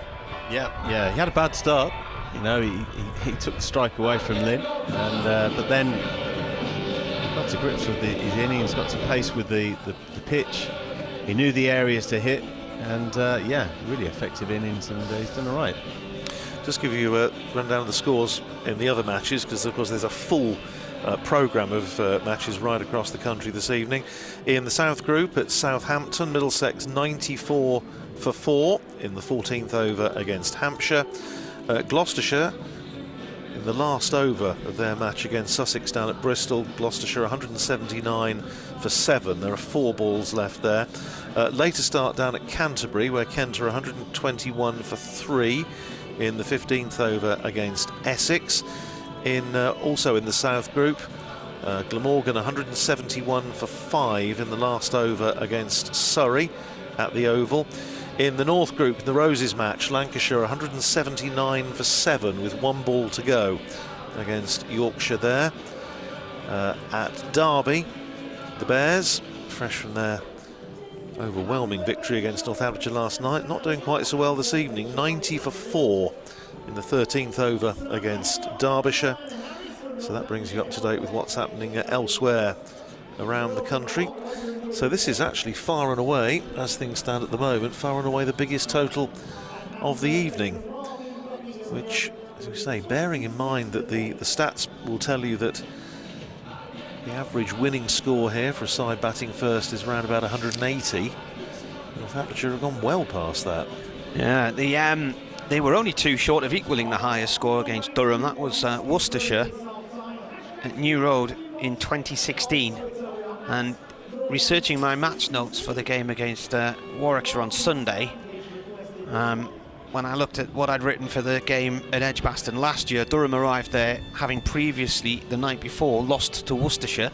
Their 7th straight defeat at New Road, and I think they've now done something like 3,700 miles in journeys from the northeast to New Road without a win. So they just cannot bowl and defend a lead at New Road. So it's a beautiful ground though. At least they can enjoy the view. Yeah, I mean, it's... Yeah. It was that hotel that ruined it. Why did they put that hotel there? Well, we all know why. Well, it's very nice if you're staying there, I have to say. It was rather expensive a few weeks ago, but the Malvern Flower Show was on. Oh, that's right. Yes, so there were lots of green-fingered people in town that week. Yes, that was a very, very big event, wasn't it? I did see something on the box about that. Well, the grand staff out in the middle, just applying the light roller, and Northamptonshire's bowlers having a little bit of a run out. Graham White, talk to us about Graham White, Mal. I mean, he's Northamptonshire's leading wicket taker all time in T20 cricket, coming back into the side and just obviously focusing very much at the club these days on his role with the second team, because he's part of the coaching setup now, runs the seconds. But he's going to have to focus now, of course, on the day job, as it were, and bowling, having missed the game last night. Yeah, he's highly experienced, obviously, and he's a good athlete in the field, so he's up to speed naturally with this format, which obviously helps. He's I say that because being a non-athlete, it took a few weeks to get up to speed. So it won't take him long. It's difficult as a coach and to play as well. But he's had one eye on the coaching for a while, so he's used to it now, and I think he was involved with the 100 ball as well. So there's very much a player in this format of the game, the short version of the game. So he probably separates himself mentally from that and concentrates obviously on the red ball stuff and the second 11 stuff. So and he's done a good job apparently. He has. They've had the seconds have had a level of success in the second 11 championship this year they haven't enjoyed for a number of years. A couple of big wins and of course that incredible last ball victory here against Worcestershire. We were talking about with Martin earlier about the Gardens being peppered, and on that occasion Northamptonshire needed 5 to win off the last ball. Quite a long run chase in a 4-day match rather, chasing 320 odd. Needed 5 off the last ball, and Nathan Buck set himself and hit it into Clark Road. And then of course there was the owner of the house of the garden in which the ball landed went out on social media and said, "Dear Nathan, please can you come and sign it for us?" So, which was a nice touch. If you want a bit of something for Durham to cling on to, then I can tell you that the win predictor has Northamptonshire at 85% and Durham at 15%, and as what Martin said earlier, that they sometimes can don't get it right, and probably that will be something for Durham to cling to, the fact that the win predictor says they're going to lose. I think the key here when you're chasing is, because it's such a big score, it's keeping your shape and actually understanding you've got to get in. Northampton made that mistake last night. I mean, they're 3 down, that's game over. Give yourself time. Whatever the format of the game, whatever the total, you've still got to get yourself in. Whether it's say 2 or 3 balls, and boom, then you go. You find your areas. The wind is your friend. It's there to be taken advantage of. It's a great opportunity for one of these top 3 Durham batters to make a name for themselves. Well, there's 4 young cricketers out on the ground at the moment, just having their caps signed, I think, by various Northamptonshire players. I think they're going to have to obviously get them off the field now, because we're just about to get underway. Josh Cobb, I'm just wondering, we mentioned last night at Edgbaston whether he's inherited those luminous blue trainers from Mohammed Nabi, who was wearing them last year when he was here at Northamptonshire, and now Josh Cobb appears to have gone either for the same model or indeed for the same pair. But we're going to see who's going to be bowling first. Graham Clark last season didn't get a half century in the T20, but was the highest run maker in the One Day Cup in the country, scoring runs for fun. He hit a number of hundreds. He got 141, 142. Well, it's going to be Matt Kelly who's going to be bowling the first over for Northamptonshire. Ashton Turner's teammate. Yep, that's right. And Matt Kelly wasn't due to be here for the T20, but with Jimmy Neesham still involved in the IPL, which appears to have reached sort of match number 703 or whatever it is. In the first phase. In the first phase. So, yes, they're playoffs. So here's Kelly running in from the David Capel end to bowl to Graham Clark, and Clark's in behind that one very solidly, plays it back down the pitch for Kelly to field, and there's no run. Kelly got clattered a bit last night, because most of the Northamptonshire bowlers did. 3 overs for 44 last night, but obviously very different set of circumstances here this evening. There's a slip in, Ben Curran. The 2 fielders out of the circle. They've got a third man and a deep square.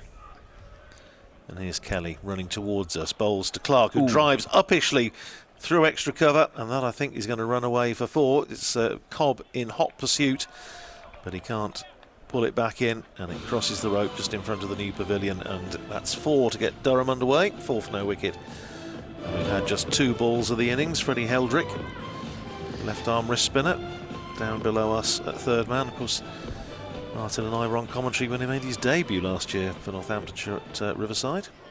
It's probably the first cricket shot I've seen all night, actually. A beautiful shot through the covers. There was Josh Cobbs, wasn't there? That was that was quite a nice one away through extra.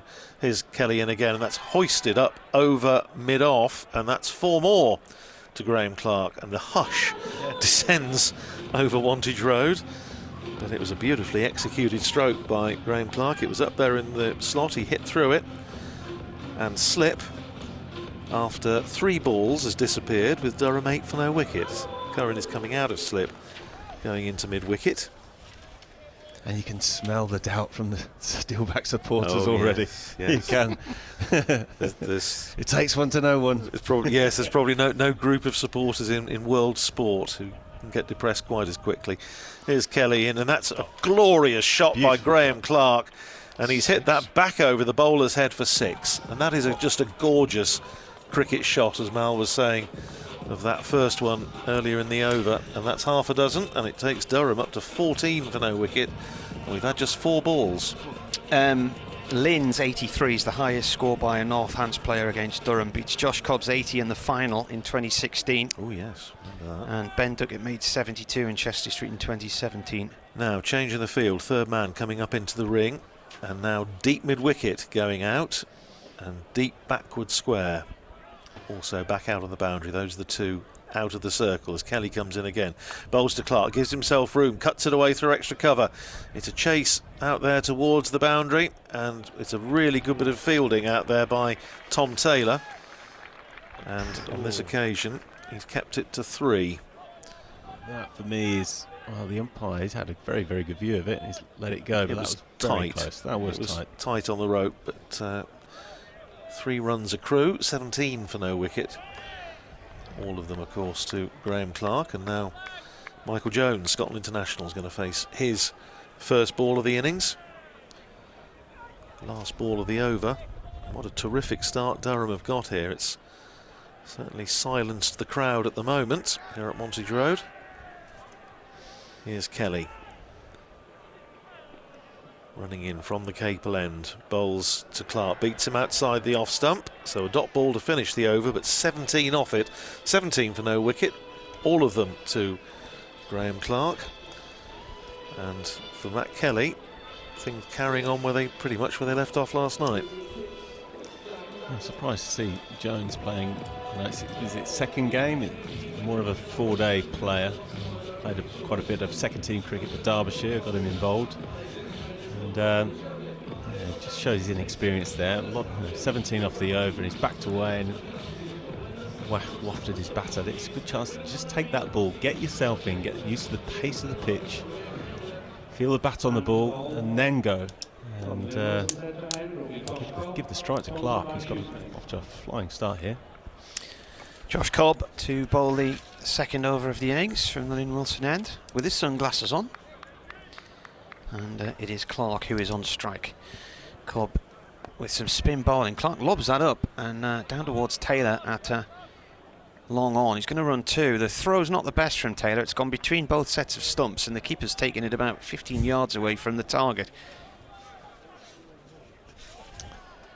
This thing not having the left-hander open the batting, they can cover that area where the wind is going towards.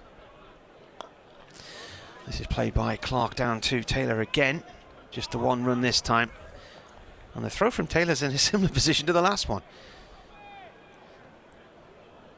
Don't know if Jones is putting him off aiming at the target there. I would certainly have White down at deep mid on here. That's where the majority of these balls are going to be. Quick to the ball. Taylor's got a strong arm, but he's not quick to the ball. 61 wickets, Josh Cobb. Best figures 4 for 22 against Somerset in the final in 2011. He's taken 3 wickets on 3 other occasions. 7 wickets against Durham. Jones plays this one back to him as he goes into the crease.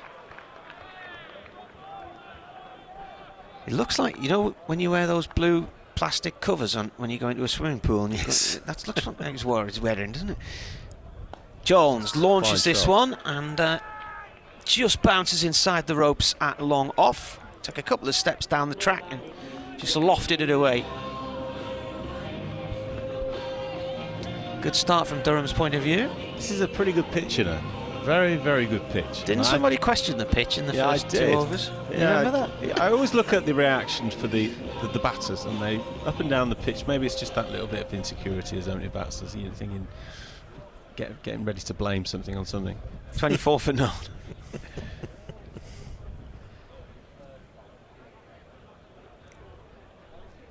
Jones is on 4 from 3 deliveries. Cobb's going to come around the wicket now with his off spin. A little nudge out in towards the long on area. Just the 1 run. Taylor comes in fields.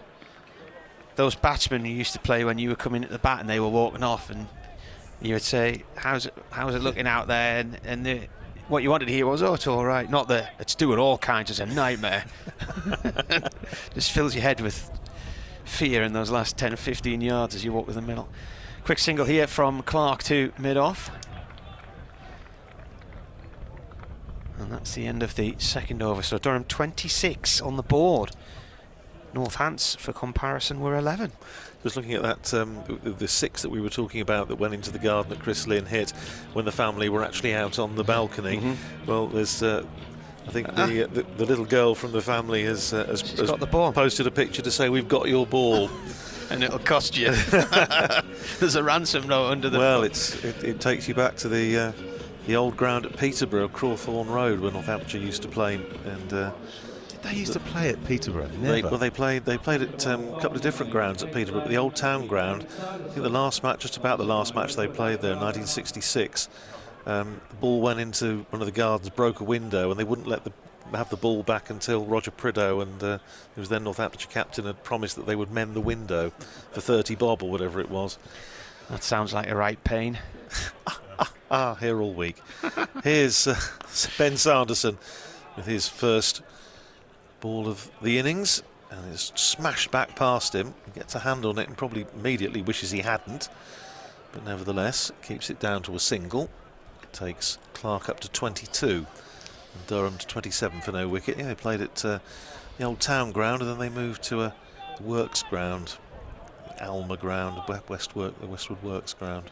Baker Perkins used to own the ground there, I think, in the late 60s. Here's Anderson in again, and that's driven up over mid-off. That's a magnificent shot, and it's gone all the way, and it's very nearly taken out somebody down there enjoying a pint. That's the restaurant where we used to get lunch and where the players dine. That's right. Well, that's gone into the... In fact, I think it might actually even have gone, because the big doors at the bottom of the Ken Turner stand are open. Yeah. And I think it's probably gone into there. Anyway, it's half a dozen, and it's 33 for no wicket. Jones is up to 11. There's a few people asking if somebody's all right in there, and yeah, are they asking for the ball back? Oh, there you are. The ball has been retrieved from the bar indoors. Yeah, there's actually quite a lot of tables in there. There's a big group enjoying hospitality down there with the... Just see the white tablecloth, so it's not really what you want when you're tucking into your prawn cocktail or whatever. Not really what Ben Sanderson wanted either. Or they'll be on the Gatto by now. Well, they might well be, yeah. 33 for no wicket.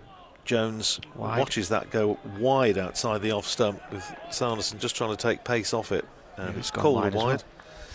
Yeah, it's gone beyond the blue line there. Called as a wide by Ian Blackwell. One more onto the total. 34 for no wicket.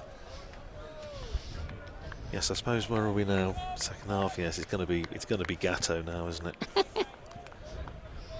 Burgers, curry, Gatto. Radders, does your mind? Does it ever stop? Sorry. Here's Sanderson in again. Bowl short, pulled away by Michael Jones. And has that gone all the way? Yes, it has. Over deep mid-wicket. Just in front of the burger van down there. There's another reference. 40 for no wicket, Durham. This is a cracking start. They're only in the third over. And at the moment, Mal, it's carnage. Yeah, eat my words. 4-day player. It's the only format he can play, and has he hit 3 sixes now, Jones? It's beautiful.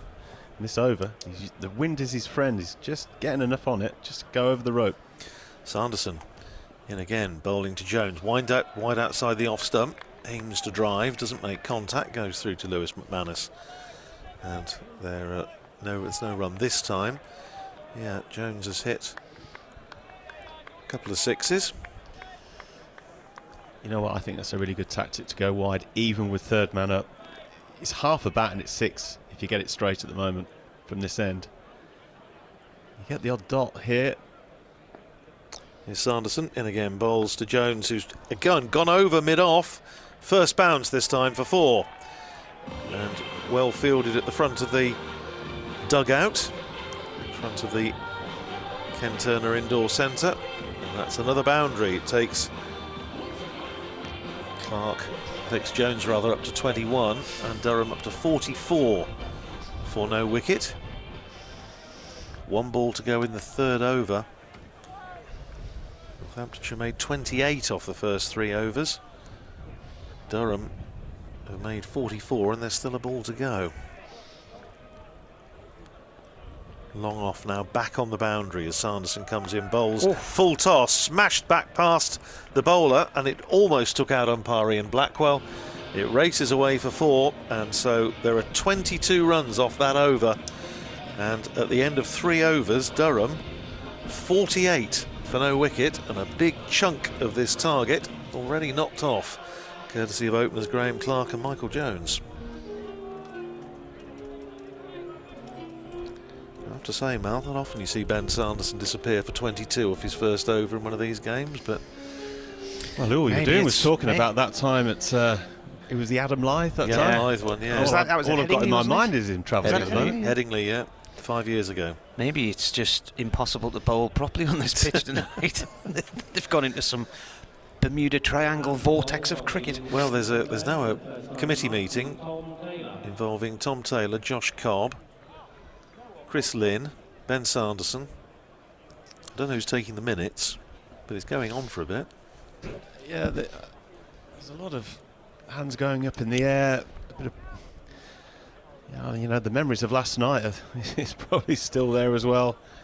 Their confidence is clearly very, very low as a bowling unit.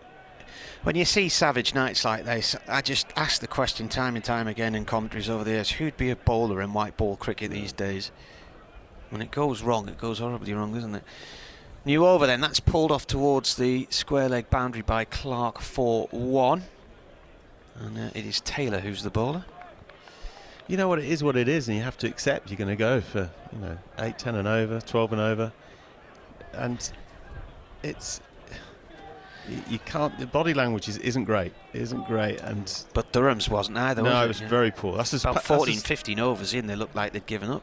Their captain Borthwick was dreadful. He's not the captain. He's not the captain in this one. Turner is, but Taylor bowls, and a quick push and shove from Jones in the offside. The bowler goes to retrieve it. Ross reckons Durham wouldn't make 224 in 50 overs, never mind 20. In fact, the highest score is 225. Oh, it'd be a good time to break it. Well, this is as good a start as I've seen for a while, so the foundation is set from these two.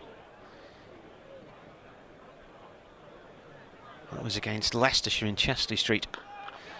Played by Clark up to Corbett Min on 1 run in 2010.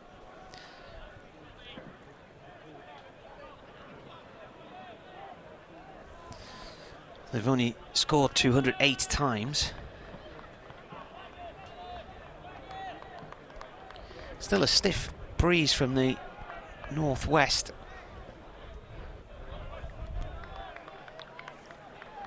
The western side of the ground in shadows now, but sunshine bathing the eastern side, particularly the southeast corner. In comes a bowler, and that's far too high. They're appealing for LBW. Jones is tall. It's hit him on the upper side of the thigh pad as he was looking to play it down the leg side. It's gone off down towards third man for a leg by. He's on a good length here, Taylor. Back of a length, hitting it hard, splice. This is where as batters, your skills of your scoops and your little sweeps come in, using that pace. Especially with that wind, either side over fine leg or over third man, anything. Half a bat and it's 4 runs. Pulled out through mid-wicket and away. Might go for 4. Cobbs chasing across and slides in and stops it with about 4 or 5 yards to spare. They run 2. The Durham 50, just looking at, was it 3.1 overs? Did you write it down there? I didn't, no. But it would, yeah, it was 48 off. It was, yes, it was right, because it was 48 off 3, so yes, it would have been 3.1. That might be the fastest 50. Well, the old win predictors shifted a bit. It's now Northamptonshire 60, Durham 40. Wow.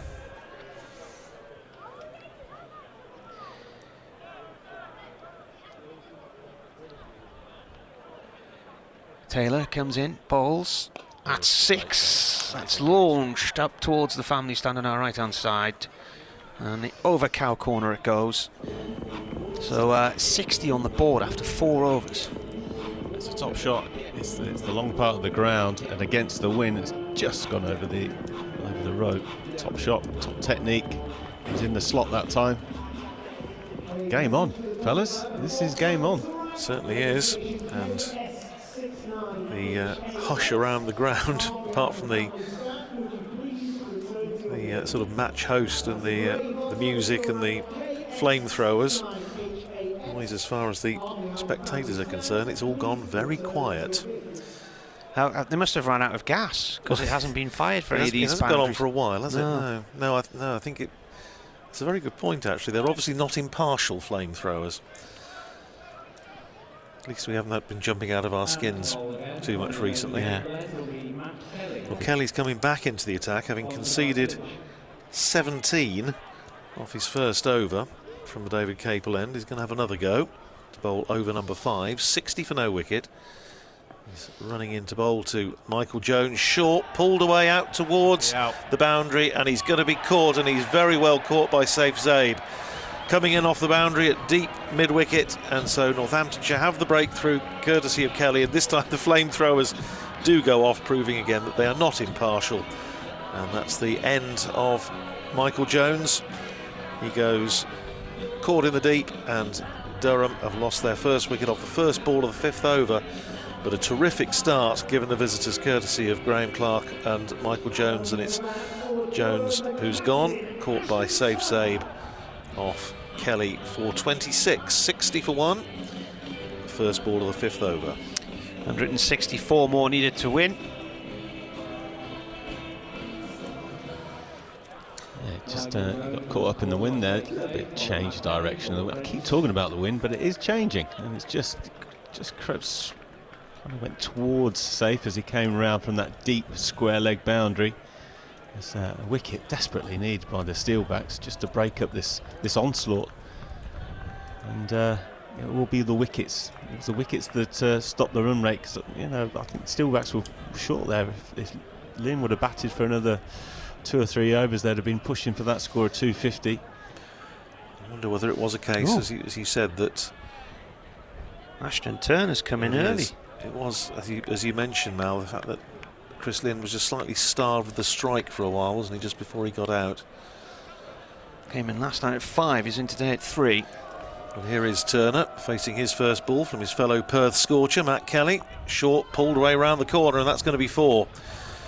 And again, with fine leg up, bowling a short ball around leg stump is probably not the ideal way to give You hate it, don't you? your Australian teammate Just hate it. The first, new batsman, it's almost you guaranteed a couple of dots, aren't you? Yeah. Boom, he's away. Ash Thorpe, the former Durham player who does some commentaries with me, says it looks like a bowling day down at Wantage Road. Yeah, overcast, grey, drizzly. It's a glorious evening here at Wantage Road, but not if you happen to be a bowler on either side so far in this match. 64 for 1. Here's Kelly in again, bowls to Turner, strokes it down into the covers, goes through for a quick single, fielded by Taylor, who doesn't shy at the stumps and just allows the single to be taken. 65 for 1. Turner is 5. Brings Graham Clark back onto strike. 32 he's made off just 13 balls. And he hasn't been on strike for a while now, has he? No, he's been off strike for a bit. 2 6s and 2 4s already, to his credit. You don't like it when you're flowing like that. Got a feeling, a wicket chance here. Long on and deep mid-wicket, back on the boundary. Kelly bowls short, and it's looped up off. Now, was that bat shoulder? I think it may be a wee bit of helmet. Yeah, a little bit of helmet. We'll have a and look. it is indeed, because they've called on the physio. So yeah, it was. Must have been off. I think it bounced up off shoulder, maybe just onto the helmet. But of course they're obliged then to give the helmet a check. They go through for a leg bye anyway. 66 for 1. Short ball from Kelly. Quick short ball as well. Physio's coming on. Here's a stat for you. Durham have scored more than 200 8 times, and in each occasion they batted first. Really? Yeah. So what their highest? So obviously their highest chase is. So their highest below second this. innings score was 199 for 5 against Northampton Chesley Street in 2014, and Durham won by 5 wickets. I remember the one against Derbyshire. I was there. It was at the Riverside. 2-2-3 for 2. Yes. Yes, that was when.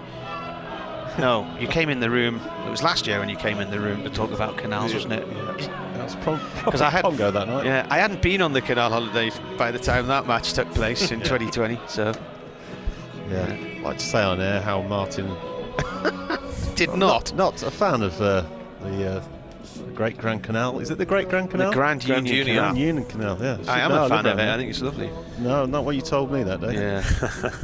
Well, because you have got at that end of the county of Northamptonshire, you've got the Grand Union Canal, the M1, and the West Coast Main Line. It's the Midland Main Line, apparently. No, it's the West Coast Main. The Midland Main Line goes up through my part of the county at Kettering Wellingborough way, up towards Sheffield and that way. But it's West Coast Main Line. So you've got 3 main arteries, transport arteries. I think it's around Kilsby, all more or less next to each other. Yeah. Well, geography lesson over. 66 for 1. And medical check over. 2 balls. Yeah. There's no. That's that's a full toss, and just seeing if it's going to be called as a no ball. It's gone for 4. I don't think it is going to be called as a no Nigel ball. Long says it's all right. It must have been around about, I don't know what. Batsman's looking at him, it's as if to say, Yeah. why haven't you called that? Well, let's have a little look on the replay, which is coming up now. It's gone for 4 anyway. It did look high. Well, he's maybe got away with that, Matt Kelly, but he hasn't got away with it in the sense that it's gone for 4, 70 for 1.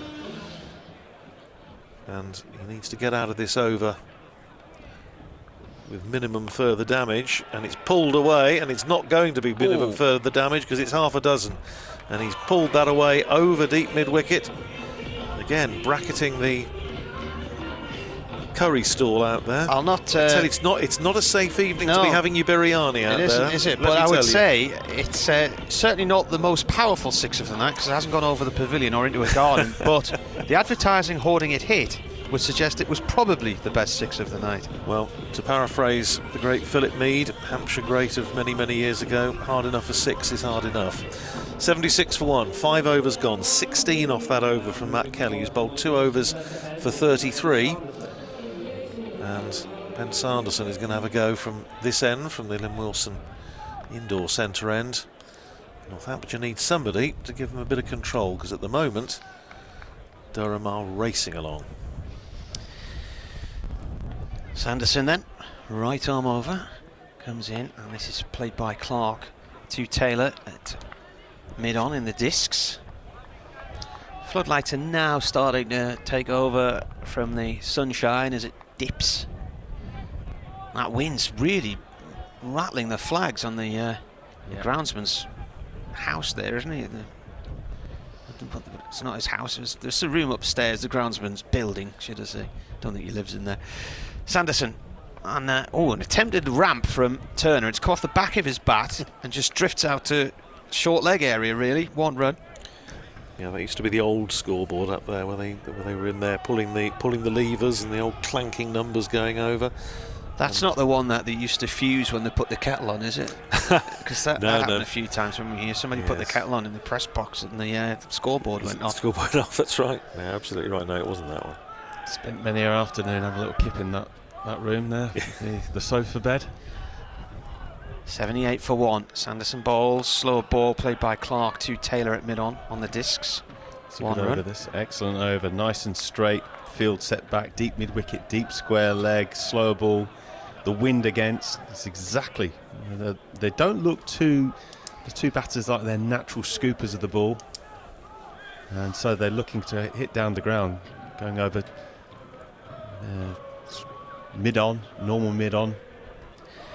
Sanderson again, bouncer, pulled out through deep mid-wicket to the west stand for 4. It was a poor ball that just sat in the pitch too much, and Turner had quite a long time to look at that.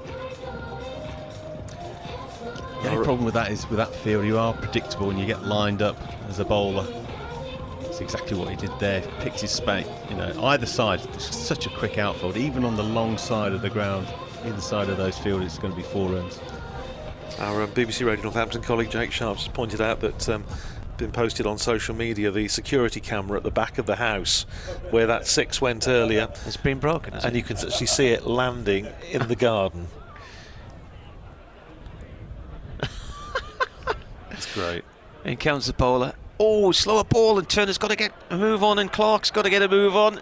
He didn't know where the ball had gone, and he played it off his thigh pad. It dropped just in short in front of him, and Sanderson came racing in to try and kick the ball under the stumps at the batsman's end. The Steelbacks innings just feels as though it was so much better than the Durham innings because of those shots, how big those 6s were. They deserve 12. Never mind 6. There's a plane approaching us, but it looks like it's going up to space rather than in a straight line, doesn't it? It looks like a rocket heading to the heavens. Very high up, isn't it? Sanderson, last ball of the over, comes in. And it's a Yorker, played off the back foot by Clark. Turner dives in and comes to an absolute... Oh dear. What's he done? This is not good. Dislocated his shoulder. He's done something that's not good at all. The way he landed, just the reaction of the fielders as well. I think he's dislocated his shoulder. That doesn't look very good at all, does it? The Durham support staff and the physio running out to tend to Ashton Turner. Yeah, just seeing a few reactions of the players as well. They don't want to look at it. No, it was the way that they called immediately. They called out, and in fact, the club doctor's gone out there. Bill Ribbons is out on the field. Yeah, that's Dr. Ribbons. The club doctor is out there. Whispering Bill. Is that right? Yeah. He's a great man, and some terrific stories to tell about working with many sports people down the years. He's out there in the middle at the moment. It's the fact that almost as soon as he'd gone down, a couple of the players immediately signalled to the balcony to get the medical support on there. So let's hope that this isn't as serious as it looks at the moment for Ashton Turner. He's being helped to his feet, which is at least a good sign. They're holding his shoulder. Yeah. I think you're right, Martin. It's something like that. They're trying to pull it back into place, aren't they? Well, if they have, there's no way he'll be carrying on. No. And that could be a 6-week job. That's such a shame. Hold on. He's moving his arm. Maybe we've been a bit over dramatic here in the commentary box, but I just saw the reaction of the players, and he's walking around now. He seems all right, because if you have dislocated a shoulder, the pain is horrendous. It was just the fact that the players were. He's going off, I think. Yes, he is heading off back to the pavilion, but fortunately entirely under his own steam, and it doesn't look to be too dreadful, but it's obviously painful enough for him to retire. So he's heading off the field, and Durham will need to get a new batsman out there. Turner made 21 off just 7 balls. So again, a little bit of momentum acquired by Durham is lost there, but David Beddingham, we know all about him, fine player, and he's walking out to the middle now to join Graham Clark. 85 for 1 at the end of the power play. That was the last ball of the power play. So compared to Northamptonshire, who were 59 for no wicket at the end of 6, Durham 85 for 1, so 26 runs ahead of Northamptonshire at the comparable phase. As Martin was saying, it's amazing how quickly, even at this time of the year, the natural light goes, and the floodlights certainly have taken over now. I think the sun has dipped below the horizon over to our right. Now we are going to see the spin of Graham White, Northamptonshire's all-time leading wicket taker in T20 cricket. Didn't play last night because of illness, but back on parade this evening. Graham White now plays exclusively white ball cricket. Is involved with the coaching staff, as we were discussing earlier. Helps to run the second team, and here he is to bowl his first ball of the blast this season, and it's driven up towards long off by Graham Clark, and they do have a man back on the boundary. Ben Sanderson sends in his return, so they pick up a single. Takes Clark to 36 and Durham to 86 for 1, applying to Northamptonshire's 223 for 4 in their 20 overs. And here's White round the wicket again. Bowls to Beddingham, who's aiming to turn that away on the onside. Hits him on the pad. Lewis McManus, busy as ever, scurries round from behind the stumps to retrieve, and there's no run. Where they are getting the sun now, of course, is right at the top of the Ken Turner stand. It's about the only time you ever see it at this time of the year, at this time of night. Turned away by Beddingham. Runs for him here, just a single. Safe Zabe with the sun right in his eyes. Emerges from under the old scoreboard, keeps it to 1, 87 for 1. Beddingham off the mark. White from the David Capel end, round the wicket, bowls, and Clark is down the pitch, on driving up to the man on the long on boundary. Lost their momentum a bit here, Durham, haven't they? Yep, still just a single. It's been a good over from Graham White so far, but now absolutely we were saying having just built that momentum through Clark and Turner. Turner 21 off 7 balls. It's very sad that he's had to retire. 88 for 1 now. Here's Whiten again, slightly short of a length, punched away up to long on by Beddingham for another single. Just think the two Northants spinners will bowl so much better than the two for Durham. They had a really poor night. Here's White again to try and get out of the over, and he's pulled away, and he hasn't got out of the over because it's gone for 6. It's a little bit of a drag down from Graham White, and it was latched onto immediately and just pulled away by. Bar. Yep, just yes. I keep doing it. I keep doing it. As soon as I big them up, boom. 95 for 1. Wow. Well, it was pulled away by Graham Clark with a lovely free swing of the arms, and as you say, it's disturbed the drinkers. Durham of the bar, and they are 95 for 1 off 7. In terms of runs scored per over, they're 3 overs ahead Yes. of where Northants were. That's right. Northants put on 145 for their opening partnership, and then lost 2 in 2 balls. So after 7 overs, they were 67 for none against Durham's 95 for 1. It's the blue shoed. Well, it's not. He's just doing some. Freddie Heldrick. Freddie Heldrick's going to bowl. It looked like Cobb was warming up there rather than Heldrick. Made his debut against Durham last year. Left arm spinner, full toss to start with. Played out through mid-wicket by Beddingham. And they will get 2 as the ball is fielded by Graham White, just down below our commentary position. And according to the win indicator, Durham are now ahead. 52-48. When you first mentioned that win indicator and it gave Durham a 15% chance of winning, and I said if I was a Northants fan I'd be worried. You were right. Yeah, this is cut by Beddingham past point, only the 1 run. So now Durham fans should be worried, is that right? Absolutely, yes. Yeah. Start and worry. Yeah, it's 52-48 at the moment. It's just changed as a result of that power play. Still go Northants. Just slightly. Heldrick bowls, pulled by Clark into the floor and off towards the square leg boundary for 1. It was nice to see last night, Martin, a left arm wrist spinner on either side. Jake Lintott for the Bears and Freddie Heldrick for Northamptonshire. Lintott got 3, didn't he? He did, bowled well, bowled very well. Comes again, bowls. Full length delivery, that one slightly over pitched, played down the field by Beddingham to long off for 1.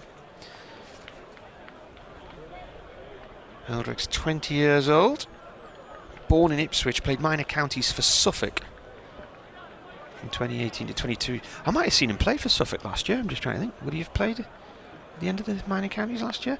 This is pushed towards backward point by Graham Clark, no run. I went with Don Topley. We were on holiday down in Suffolk, and it just transpired Don lived about 3 miles from where we were staying, so we went to watch the final day of Suffolk against Staffordshire at Old Ipsonian Cricket Club and Copdock Cricket Club. That's his club. Yeah, that's Freddie's club. This is a single upfield for 1, 2. Top over. Really impressed. So what are they now? 101 for 1. So Durham get past the 100 mark in the 8th over. Anyway, they were chasing something daft like 385 to win, and they were about 166 when they lost their best batsman. And so myself and Don retired to the village where Constable is noted for the Haywain picture, Dedham. Dedham, yes. And then Don rang me the next day to say Suffolk had won. They went down to the last over of the match, and they won the title as a result. Copdock and Old Ipswichians, yeah, it's Freddie Heldrick's club. And it's going to be Tom Taylor returning to the fray from the David Capel end, with Northamptonshire, well, needing to get some control here. Still a tall ask for Durham, but they've made a terrific start. Here's Taylor in again. Bowls to Clark, who cracks it out to deep extra, fielded by Keogh, coming off the boundary in front of the signal box, and he keeps it to a single. 1 more to Clark, 46 to him. 102 for 1, so Durham needing another 122 to win. Off 71 balls. Required rate just a hair over 10, 10.3, but 9 wickets in hand. Here's Taylor, long straight approach, and Beddingham just slightly losing his shape. Picks up a single off a miscued. I think he's aiming actually up through the offside, and it'd end up going off a thick inside edge out towards mid-wicket for a single. Bedding up to 7, 103 for 1.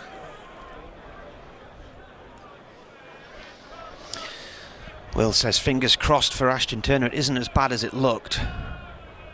No, let's say amen to that. Pulled away by Clark, going out towards the boundary. Is it going to split the field? As it does. 2 men out there on the boundary, and it's gone straight between them. It's run away for 4 in front of one of the floodlight pylons, and that's a half century for Graham Clark, and a very, very good one. 50 off just 25 balls, so substantially quicker than either Chris Lynn, who got his 50 off 32 balls, or Ben Curran, who got his off 35 balls. Graham Clark has outstripped both of them. 107 for 1 in the 9th over. Here's Taylor. In again, bowls to Clark. Again goes short. Pulled out towards deep mid-wicket. Only going to get a single as Safe Zabe comes in off the boundary. Sends in his return on the bounce to Lewis McManus. 1 more to Clark. 51 to him. 108 for 1. I was going to say after the Lord Mayor's show, but it looks like they've closed some of those patio windows and that bar at the far end now after the ball went in there. They have. They didn't want to have their the cheese board disturbed in any respect. Here's Taylor running in again. Bowls short, and that's gone up in the air from David Beddingham, and it's going to drop safe.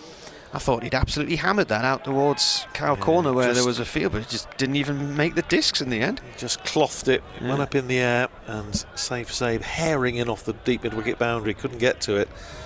Took it on the bounce, and they go through for a single. Beddingham up to 8, 109 for 1. So 8 off this over so far, with 1 ball to go. Last ball of the 9th coming down.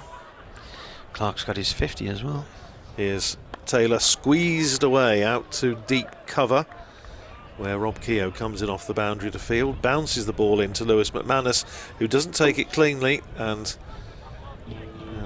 it's a warning again for throwing into the ground. It went bounce back. Yes, it was about 3rd bounce to the keeper, and they thought about a second, but it wasn't there. But it's the end of another fairly productive over. 9 runs off it from Tom Taylor. Clark is 52 off 27 balls. Beddingham is on 8, and Durham 110 for 1, which means they need 114 to win off the last 11 overs. And it's Freddie Heldrick to continue with his left arm wrist spin from this Lynn Wilson indoor centre end. Tom Taylor now immediately below us, fielding at long on. This is driven down towards long off for 1 run by Clark. He's on to 53. Saying that 50 off 25, substantially faster than either of the Northamptonshire openers.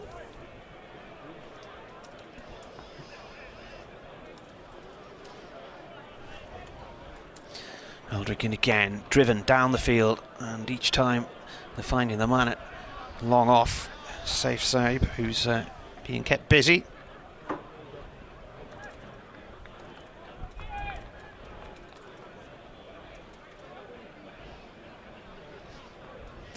Bowler jogs in. Clark this time plays it to Taylor at long on. Well, they'll be very happy with this, the Steelbacks. 1s are fine. It's that boundary, and they're protecting that backward point, 3rd man boundary. Magnificently bowling a beautiful line on around middle stump, going into the right-handed batsman. Heldrick again, this time cut by Beddingham to the point boundary next to the groundsman's building. The wind now appears to be coming north to south. It is straight down the ground, isn't it? So into the faces of the batsmen as they face from this end. As Heldrick bowls again and appealing for a catch, and that's a big wicket. That's the end of Clark for 54. Durham 114 for 2, and they need another 110 to win. And that's a crucial wicket, obviously. And he's just looking to look for that area with the wind and the short boundary of that deep square backward point area. He's just nicked off. They just seem a bit limited, the Durham batters. Anything behind them, not big scoopers, not sweepers, reverse sweepers at all. Is that a trait? Have you not seen that with the Durham players, Martin? You don't tend to see that kind of shot from Clark. He tries to play a very straight game generally. Now you might start to see the sweep shot with Coghlan here. think it's deserved for Freddie Heldrick. I think he's bowled really well here so far tonight. It's pretty impressive. He went for what? 6 singles off his first over. He's picked up there the very important wicket of Clark, and he's just gone for 4 off the first 5 balls of this over. Might see some quicker running now because Coughlin's really fast between the stumps. The quickest around. Yeah. Never seen anything like it. I thought. And if he gets in with Cars in a few minutes, then be non-stop. Ooh, playing a miss, and keeper has the bails off. So that's the halfway stage. Durham are 114 for 2, and Northants were 93 without loss. So what's that? 21 run lead at the minute. 110 needed off the last 10 overs. Where's your money, Mel? Said it all the time, it's Northants all the way. Runs on the board, big fan of that. I just think the spin, their spinners, Northants spinners have just played in with White. He's got 3 left, hasn't he? He has. Experience. And Freddie Heldrick, 2 overs, 1 for 10, which is pretty good. In fact, it's very good. Here is White, Graham White's left arm round the wicket, and it's cut away, and it's going to be. He's going to run away for 4. Oh no, it's on the rope. He's sliding along the rope. Yeah, that's the rope twice. That's got to be 4. Rob Keogh sprawling away on the rope down there. It looks. That's a 4. I'll be amazed if that's not given a 4. It looks. Well, we could see. We had a very good view from up here, and certainly on a couple of occasions, I would agree with you there, Martin. I think he was touching in contact. 4 twice. You can't have 8. Well, anyway, he hits the ropes twice. Here's the replay. He's on the rope there as he's sliding along the rope as he stops it the first time and then hits the rope the second time. Anyway, it's not given, so a couple of runs accrue. In fact, they got 3, didn't they? So you very rarely see fielders signalling 4s these days. No, that's very true. Dot ball second up in the over, 117 for 2. Coughlin on strike. As White comes in and bowls to him, Cogden goes for a big swing and he's bowled him. He's bowled him, I think. I was going to say round his legs. It's not, in fact. He was just aiming away through mid-wicket. He went for a big swipe. He missed. Graham White didn't miss. He hits the stumps. White strikes.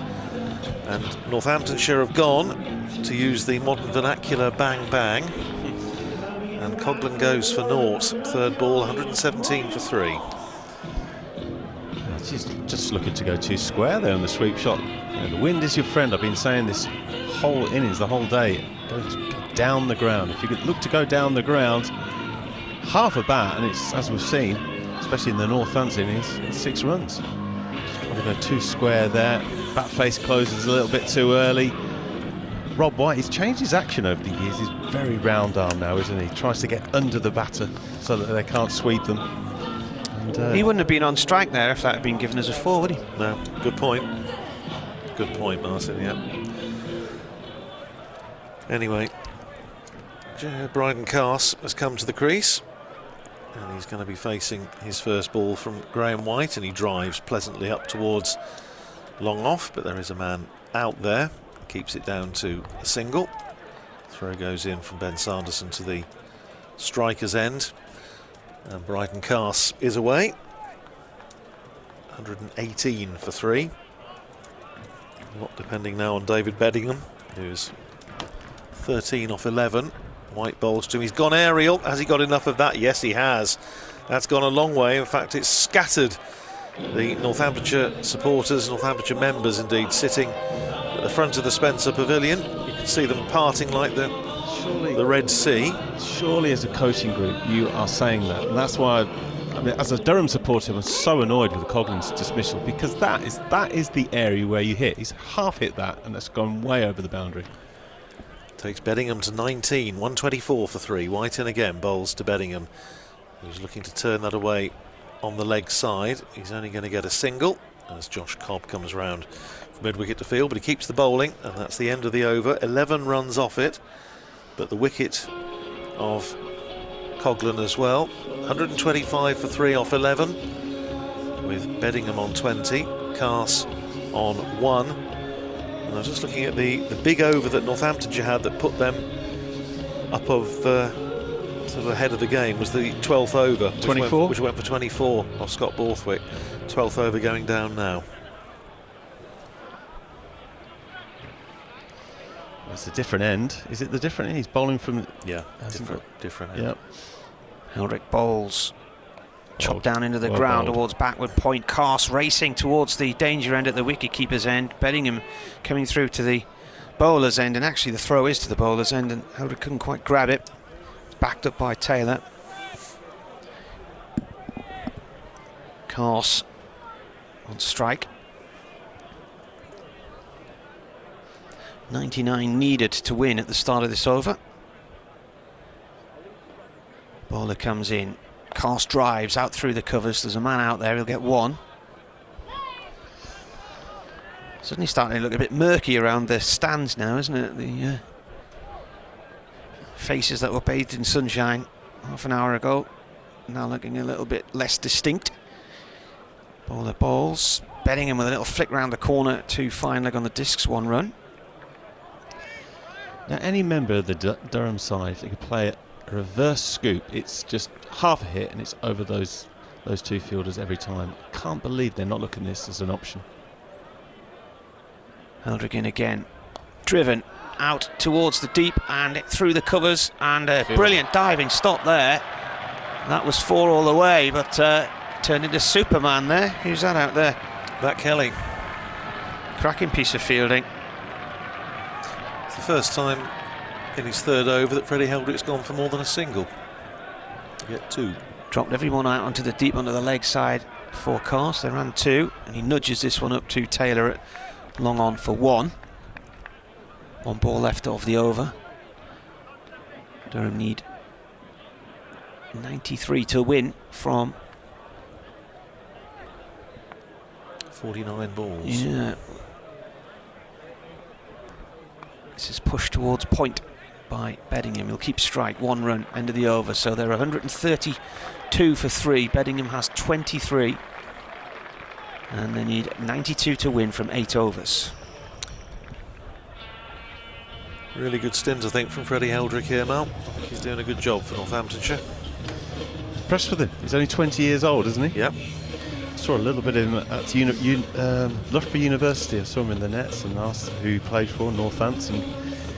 His style of bowling, he's very much a roller. He's not one of those, he's pace on the ball, geared up for this format of the game. It'd be nice to see him how he develops into, remember Brad Hogg?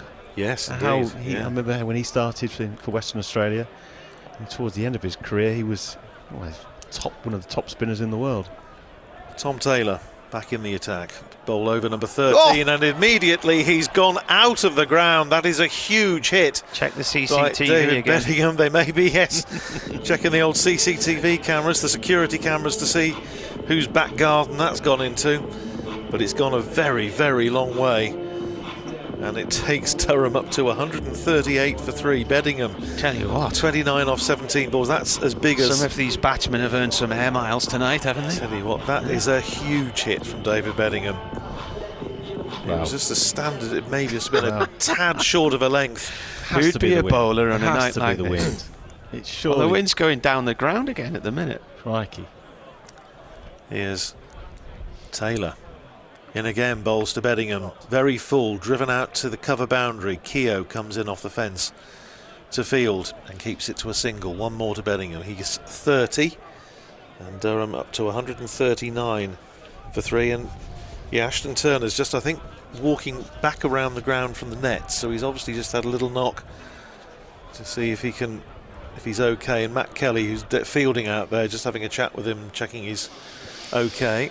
There's another record that could go tonight. Highest match aggregate in a Durham game. Here's Taylor. Slow ball. And that's punched Could out carry. towards long on. Doesn't quite carry. Goes on the bounce. Out to the man on the long on boundary. But they still come through for a single. Highest for them's against Warwickshire in Birmingham. 422 runs. Well, could easily go tonight, couldn't it? Easily. There's only been 4 games they've been involved in where there's been more than 400 runs. 140 for 3. So already we've had 363. Plenty of power to add. Here's Taylor, and he's gone aerial. It could be caught at long off. No, it's not. Again, it just dies in front of the fielder. running in, Ben Sanderson running in from long off, just drops in front of him, and it's another single. 141 for 3. Beddingham 31. I wonder if it's just a little bit difficult for those fielders on that boundary to pick the white ball against the floodlights now. Could be. That twilight. In about half an hour, it'll be fine. We'll be finished by then. I was going to say half an hour. It will be. Cast back on strike. Taylor coming in, bowling to him. Aims to swing that. It's gone off a top edge and it's running down for 4. Down below us, and all Freddie Heldrick can go is trot down to the boundary and retrieve it. It's a stupid time to. Are you glad you're retired, Mal? Honestly, the no ball incident when I was doing this, it was just it was something else to those year 4s this week. So was it one of the kids who pointed that out? The teacher? No, it was the teacher. Said, "No, we're going to have to stop you here." How many years did you play? 13 off the over so far. 1 ball to go. 145 for 3.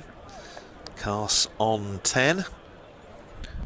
And here's Taylor running in bowls very, very short, very wide. And very no ball. That's and it's the a no ball. Called, no ball. Called by there you go. umpire Ian Blackwell, giving a perfect demonstration. You looked at Nigel Long first there. Nigel was a little indicator that it was a no ball. Perfect demonstration of the signal there, Mal. 147 for 3. It's arm straight out. Here's Taylor. He's got to bowl that one again. You might get reported for a suspect action if you keep doing that. 77 to win, 43 balls to go. Here's Taylor in again, bowls wide outside the off stump, and that's wide. Called by umpire Ian Blackwell, and this isn't what Northamptonshire need. How much is this over cost? 16 so far, with a ball to go. So the 12th over was a very costly one in the Northamptonshire innings, went for 24 off Scott Borthwick. This has gone for 16 so far. The team's very, very close. Northamptonshire after 13 overs were 145 for no wicket. Durham with a ball to go, 148 for 3. Swung away by Cast, but I think he's only getting a single as it goes out to Graham White on the long on, Ben Curran rather, on the long on boundary. So 1 more onto the total, 17 off the over, 149 for 3. 13 overs gone. Beddingham is 31, Cast is 11. And the equation for Durham is they need 75 to win. There are 7 overs remaining, so 42 balls left, 75 runs. The run rate required was 10.3 a moment ago. It's just edged up a little bit to 10.7. And here's Freddie Heldrick to start his last over. Comes in and bowls, and driven by Cast down to Taylor at long on. 1 run right below our commentary position. Starting to get a bit chilly now. It's probably because of the lack of those gas flare things downstairs, the pyrotechnics. Do you think they have run out of whatever they run on? No, because we've heard them every time there's been a Durham wicket. In comes the bowler. Oh, there's your reverse scoop, and it's a disaster for Durham because Beddingham's got himself out. You told him to play that, Mal. But the thing is, it's the right idea. It's the right idea, and it's there. It's half a bat, and it's just so poorly executed. He got himself in a bit of a. He didn't know whether to scoop it from his left foot or his right foot, and he got himself in a right muddle there. A little bit my commentating a few minutes ago about signals, but yeah, it's a big wicket that, and again credit to this young Chinaman bowler. Really impressed with him all the way from Ipswich. Took the catch. Who took the catch there? Ben Curran. Ben Curran. He's been involved with the Northants. He's been on the academy for a few years, hasn't he, Radders? That's right, yep. A rookie contract this year, which means he actually gets a number on his back. He played a number of games last year, so he made his T20 debut up at Riverside when Martin and I were commentating, and played a number of T20 games, also played pretty regularly in the Royal London Cup. But had to do all that without a number on his back because he wasn't officially on the staff then, but he is now. Ned Eckersley can hit the ball, and at least they can change in the same changing room these days. Yes, yeah. Gentlemen and players. Heldrick has taken 2 for 18, 3.2 overs. And Eckersley's gone first ball. Heldrick's on a hat-trick now. And this game has suddenly swung back towards Northants. And he's just driven the first ball he's faced straight to short extra cover. Josh Cobb. And Josh Cobb takes the catch. Second time this evening where a bowler has been on a hat-trick, and suddenly things look much more difficult from a Durham position now. I was just about to tell you about some of the powerful hitting Eckersley's pulled off in the T20, not least a few sixes last night at Leicestershire, and last year him and Travaskis putting together a cracking fight back stand to win the game at Leicestershire as well. Durham are now 5 down, but effectively 6 because Ashton Turner's got an injured shoulder, and I doubt we'll see him for some time. It looked like he dislocated his shoulder when he went racing in to try and get a quick single earlier. So Durham are 150 for 5. 2 hat-tricks for Northamptonshire in T20 cricket. Of course, famously David Willey to win the final, and Graham White against Warwickshire here in 2016. Was hat-trick ball, thanks Martin, and Freddie Heldrick then into bowl to Travaskis, who's worked that away. No hat-trick for him, it's only going to get a single. In fact, they're going to come back for 2. That's really well run. It went out to probably the furthest corner of the ground and safe field, so no hat-trick for Freddie Heldrick, but 2 runs for Travaskis. And as Martin was saying, the game has really turned round in the last few minutes. 152 for 5. 2 balls to go in the over, and 2 balls to go of Freddie Heldrick's stint, and he swept that down to backward square, and it very nearly carried for another catch. In the end, it was stopped on the half volume. Very well fielded down there by Ben Sanderson. Exactly what the Durham innings needed against these spinners. A left-hander in there, just to switch it around, get some sweeps going to that short side. They only picked up a single on that occasion. 3 to Travaskis, 153 for 5, and Heldrick's last ball is worked down behind square for a single out to deep backward square, and that is a superb stint from Freddie Heldrick. Well bowled to the young man. 154 for 5 at the end of 14 overs, so just 5 runs off that over and a couple of wickets, and Durham now requiring 70 to win, and they have 6 overs left, so 70 off 36, and the asking rate now pushing up towards 12 and over. And well, Freddie Heldrick's going to remember this evening. 3 wickets, and I'm really pleased to see him making his mark, because left arm wrist spinners, you need a bit of courage, I think, to bowl that, particularly in T20 cricket, and he's done it really well tonight. Durham effectively 154 for 7 with Turner retiring hurt. First ball of the new over from Sanderson is a dot ball into the keeper's gloves, takes the bails off. Heldrick's figures 4 overs, 3 for 22. Go on, the context of tonight, that is an incredible bowling performance. Sanderson in again, bowls, and an edge, and it's gone away for 4. Thick edge from Carse, looking to drive, it's gone behind the keeper, he was standing up to the stumps. Durham move on to 158 for 5. Stuart Manger says he was watching the game and that was clearly a 4, as seen on YouTube. Can no official overrule the on-field umpire? No is the answer to that one. Once it's called, it's called. I remember a Durham player a few years ago getting out for 99, having hit a 6, which was signalled as a 4. This is up in the air, and that is out. And Durham are disappearing quickly now. Carse has gone, he's caught at backward point. Freddie Heldrick. Heldrick with a catch, well, down to 3rd man on the discs really. He was leaning a long way to try and dig out a Yorker length ball wide of off stump, and he's chipped it into the air. So Carse disappears for 17. Durham 158 for 7. 6 down, I think it'll be obviously 7 if 7 if Ashton Turner is not able to come back. It's actually good bowling, really. Even with that man, the 3rd man up, to bowl a wide Yorker, it's, I mean, you'd say that's absolute nonsense and stupid, but with the wind on anything straight, it's either a 4 or 6 if you get it wrong. And so the gamble paid off, and it just scoots up into the air into Freddie, who would be your man of the match tonight. Is it him or Lynn? I'm not so sure. I'd probably give it in a high-scoring match. It's got to be the bowler, hasn't it? It's got to be.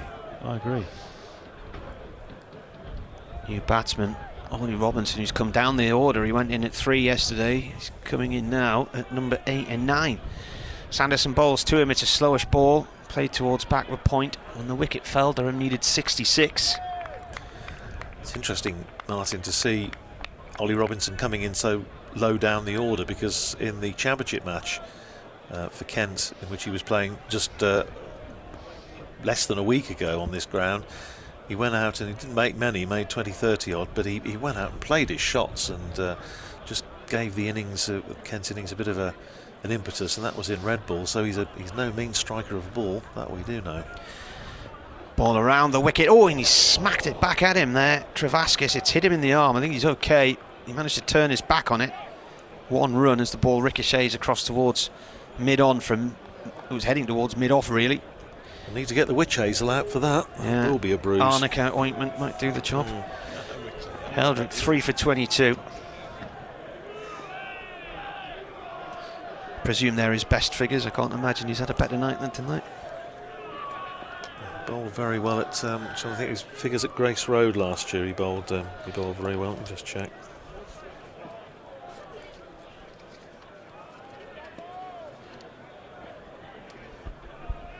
It's 160 for 6. Yeah, 2 for 17 at Grace Road. So those are his best. Yeah. Sanderson in, short one pulled into the ground by Robinson.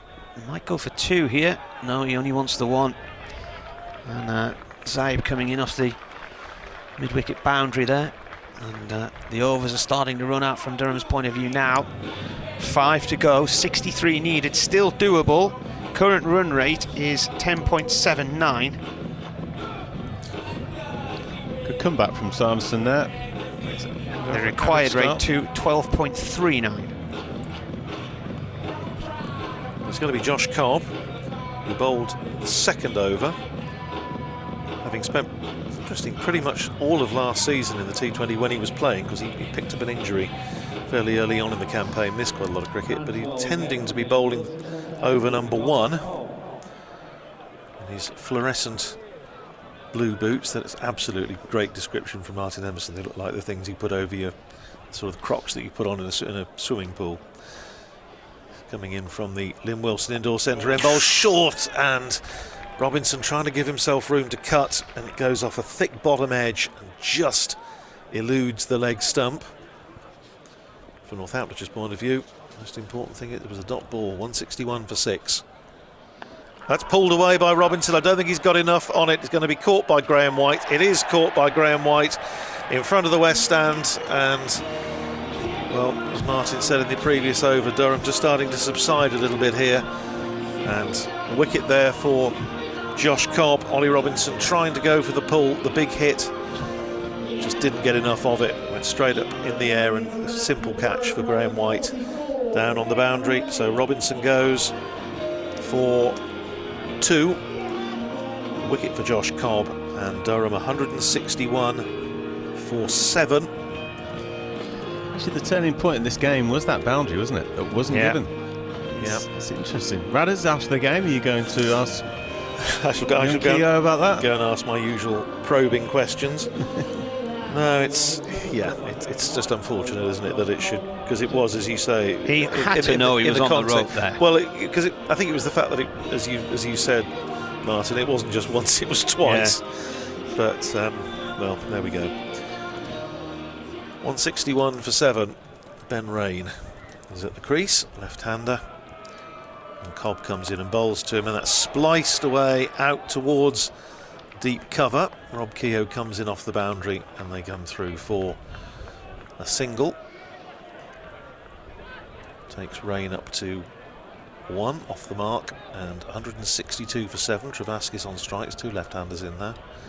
Cobb round the wicket, full toss, driven up towards long on by Travaskis, but they're only going to get a single. Safe Saib is very quick across the ground, comes in off the boundary, gets a generous hand from the spectators down in front of the stand that's in front of what used to be the bowling green, now the outdoor net area. 163 for 7, 61 needed, 26 balls to go.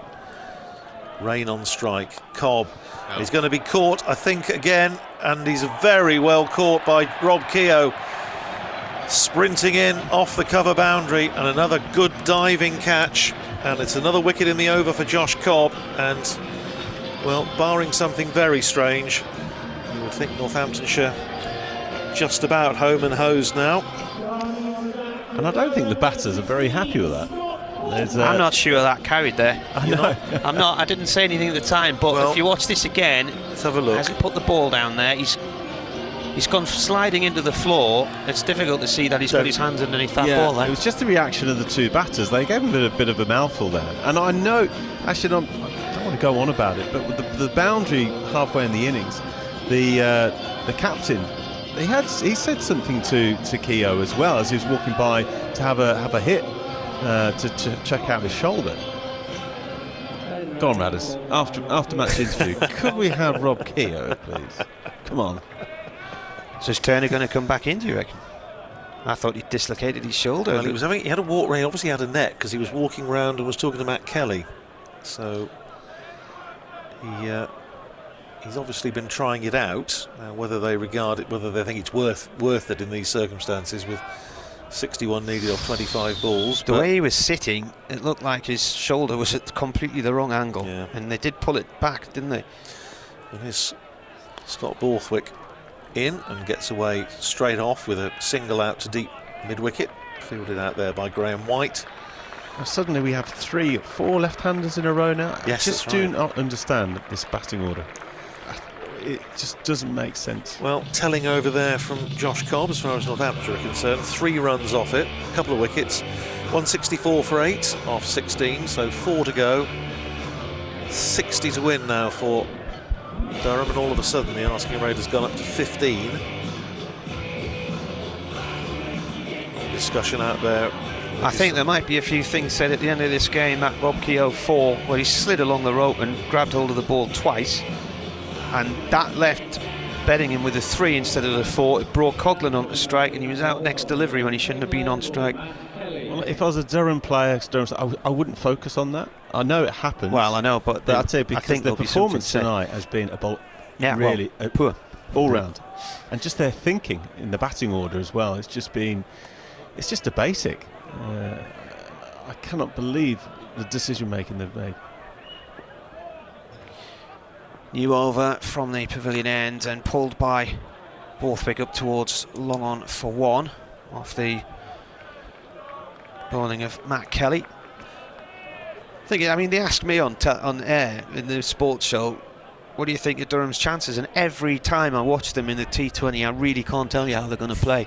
And this has been going on since 2003. They've got a win ratio of 40%, which is still one of the worst in the country. 1 centurion on all those years, 210 matches. Travaskis on strike on 5, 165 for 8.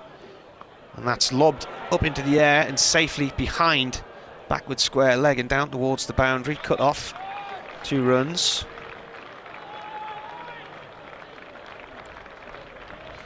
Mind you, it's interesting, isn't it? I mean, Northamptonshire have only had 4 centuries and they've won it twice. So yeah, well, strange, isn't it?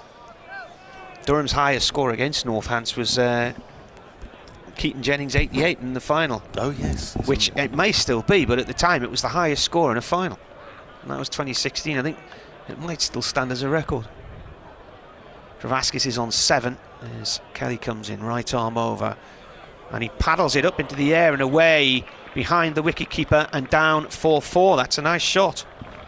This sort of thing was crying out from that end. Just even got the wrong end earlier in the innings, just to take the bowlers off the lengths, which is just having that left hand, right hand, left hand throughout the innings.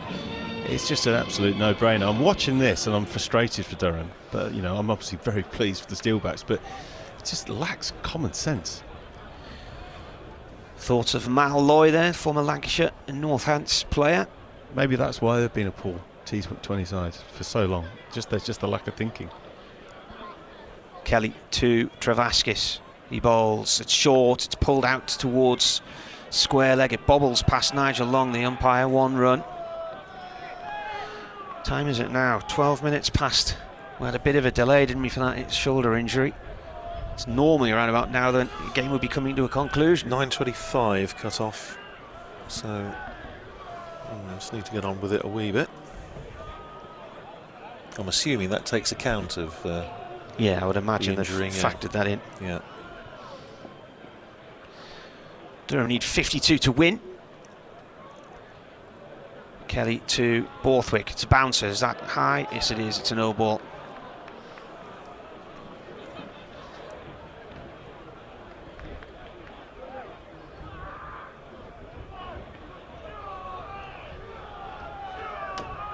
Cries of shoe army starting out. Shoe army. Yeah, this This is a new Sounds one. like a load of This is cobblers a new to me. Shoe Army. I've never ever heard that. No. it's a cobbler's one, I think, isn't it? Maybe they're all laced by now. Putting their heart and soul into it. Yeah. I'm not going to come out with any more one-liners. I'm going to tread carefully from now on. 174 for 8. Kelly to Borthwick. Borthwick cuts hard at that one, and it's away for 4. That's a really nice shot. Man had extra cover on the discs. Couldn't get across to that one. The Wenger bus is coming now. I haven't heard that one for a long time. The whatty? The Wenger bus. Really? Which was the Wenger boys. I think this was one of those European hits in... Are they a popular beat combo, Martin? No, I think that was their one hit. Probably all done on a computer in a bedroom. 178 for 8 and 46 runs to win is in big letters on the board now. Kelly into Borthwick. Borthwick jabs out a leg stump Yorker. 2 runs here for Borthwick. 44 to win. It's be quite cold out 18 there. balls. I'm just looking at the Northampton balcony up there. Is it there's a new bench or something up there? They've all got shorts, or all got their legs out. Yes, it's like a sort of a sort of platform there, so they can see over the top of the balcony. Because it always used to be a problem that you'd sit down there and you couldn't see over the top of the railing. So I think that's a relatively new innovation. Well, 16 off the over there. So How many runs in this match now? 180, 200 and 404. 403 at the moment. So yeah, it's up over 400. So the crowd have certainly had their money's worth. There are 3 overs to go. 44 needed to win. But as I say, 16 coming off that last over from Matt Kelly. So this is the 5th time a Durham match has had more than 400 runs in it. Here's Cobb. Round the wicket, bowls to Travaskis. He's working that into the onside. They've come through for a second, which they'll get because Graham White's slightly overrunning the ball out in the deep, and Safe Sabe mops up. 42 needed, 17 balls remaining. I'm sure Scott Borthwick and Liam Travaskis haven't given this up. Here's Cobb, round the wicket, swung away by Travaskis, but it just goes down for a single to the man on the 45, Ben Curran. 1 more onto the total, 183 for 8. Travaskis to 15, 41 runs needed, 16 balls remaining. In the twilight here at Wantage Road. Here's Cobb flighting that one up. That was almost a Jeremy Snape moon ball. And it was on-driven down to Safe Sabe at long on. And they're through for a single. I think he was once... Martin Spate and Neil Colleen started up a sports company providing cricket equipment, and Jeremy Snape was one of the players they used to sponsor with gloves and bats and pads and whatnot. 184 for 8, 40 off 15. That's whacked away by Travaskis down to long on. Will they go for 2? No, they won't. Again, it's a super bit of fielding down there by Safe Sabe. Out first ball tonight, but he saved a few runs in the field. 185 for 8, 39 needed off 14 balls. I think Martin's just having a look on the balcony to see if Turner is going to come back. Attempted pull by Borthwick, just doesn't get hold of it at all, but because he doesn't hit it very well, they're able to come back for 2. It's just getting greasy out there now, isn't it? Just The a evening dew. little bit slippy, bit of dew on the ground, and yeah, Safe Sabe not picking that up cleanly. 2 more to Borthwick, 11 to him, 187 for 8, 37 off 13. So basically 3 runs a ball. It's a big ask, but well, there's life, there's hope. 8 off the over so far.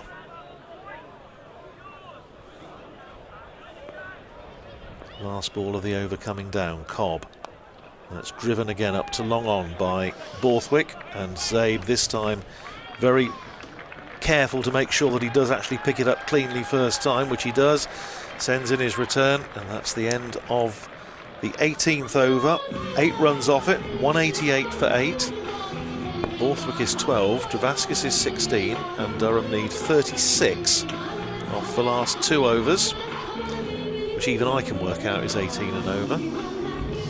Could do it in 6 balls. Well, it's what Northamptonshire conceded over the last 5 overs last night, when Warwickshire, the Bears, made 89 off the last 5. So if there's a time you want to write a hander in, this would be it.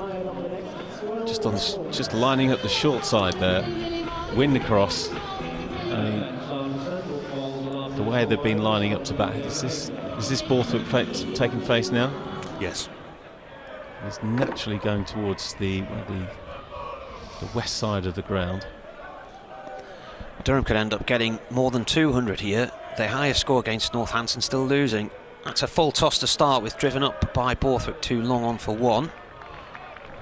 This is Sanderson to finish his spell. 1 for 39 from 3.1 overs so far. Kelly 1 for 48 from 3. Cobb 2 for 20 from 3. Taylor none for 37 from 3. White 1 for 21 from 2. Heldrick is the only one who's finished. He's taken 3 for 22 from 4. Bowler comes in again, and that's paddled round the corner by Travaskis. The keeper dives across and stops it. He gets 1 run. Keeper's halfway towards the discs as he takes it. Lewis McManus. He's played minor counties for Dorset. Played through for the age group cricket teams at Dorset all the way through.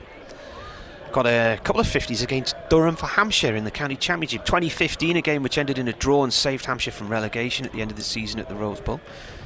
As bowler comes round the wicket here and played up to long on by Borthwick for 1, and then he got a half century the next year when Hampshire were beaten by Durham and thought they were relegated, but the ECB had other plans and they kept Durham up, they kept Hampshire up and sent Durham down. It's been a good acquisition as far as Northamptonshire are concerned, Martin. He's really fitted in very well this year, having come up from Hampshire following Adam Rossington's move to Essex, and of course Hampshire signing Ben Brown, so he's finished up here and he's done a good job. Here comes the bowler again. That's a full toss. That's out towards deep mid-wicket. 1 bounce for 1 from Travaskis. And the boundaries have dried up from Durham's point of view here. Miles saying that should have been driven down, straight back down the ground for 6. Yeah, if it's a right-hander, yeah.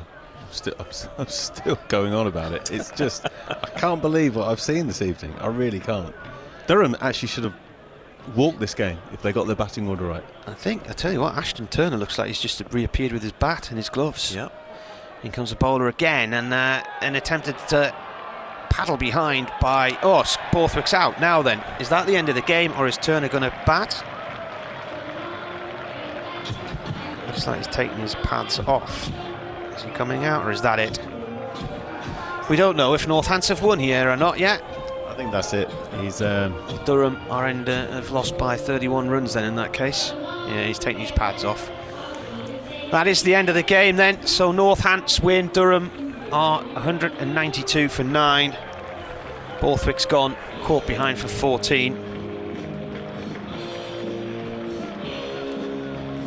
Yeah, well, it just goes to show what a difference 24 hours can make in this competition, because last night Northamptonshire were on the end of a thoroughgoing hammering at Edgbaston, and Durham had a really good result just up the A50 at Grace Road, and this evening it's Northamptonshire's turn to get the win, and Durham going down to defeat. But, well, I say, certainly, Mal, I think in terms of the spectators, they've come out in good numbers tonight. They've certainly had their money's worth.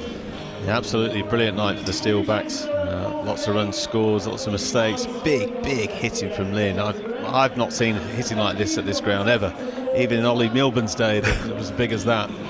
And credit to the Durham openers. Got them off to a fantastic start. I think it was 95 after 7 overs, something like that. And in that position, they were hot favourites. They really were. I think if they'd have got the batting order right, they would have been there or thereabouts. We would have had a really tight end to the game. Well, the batting order might have changed dramatically due to the injury of Ashton Turner, because they normally try to bat with a right-hander and a left-hander, but that's just threw the cat among the pigeons, didn't it? So Yeah, it's just one of those nights for the Durham, but lots of mistakes from them, and they didn't bowl well at all. The spinners didn't bowl, and that one massive over, Rad has mentioned it earlier, 24 of, it was the 12th over, that was the nail in the coffin for that innings. But yeah, credit to the Steelbacks, come back after such a disappointing evening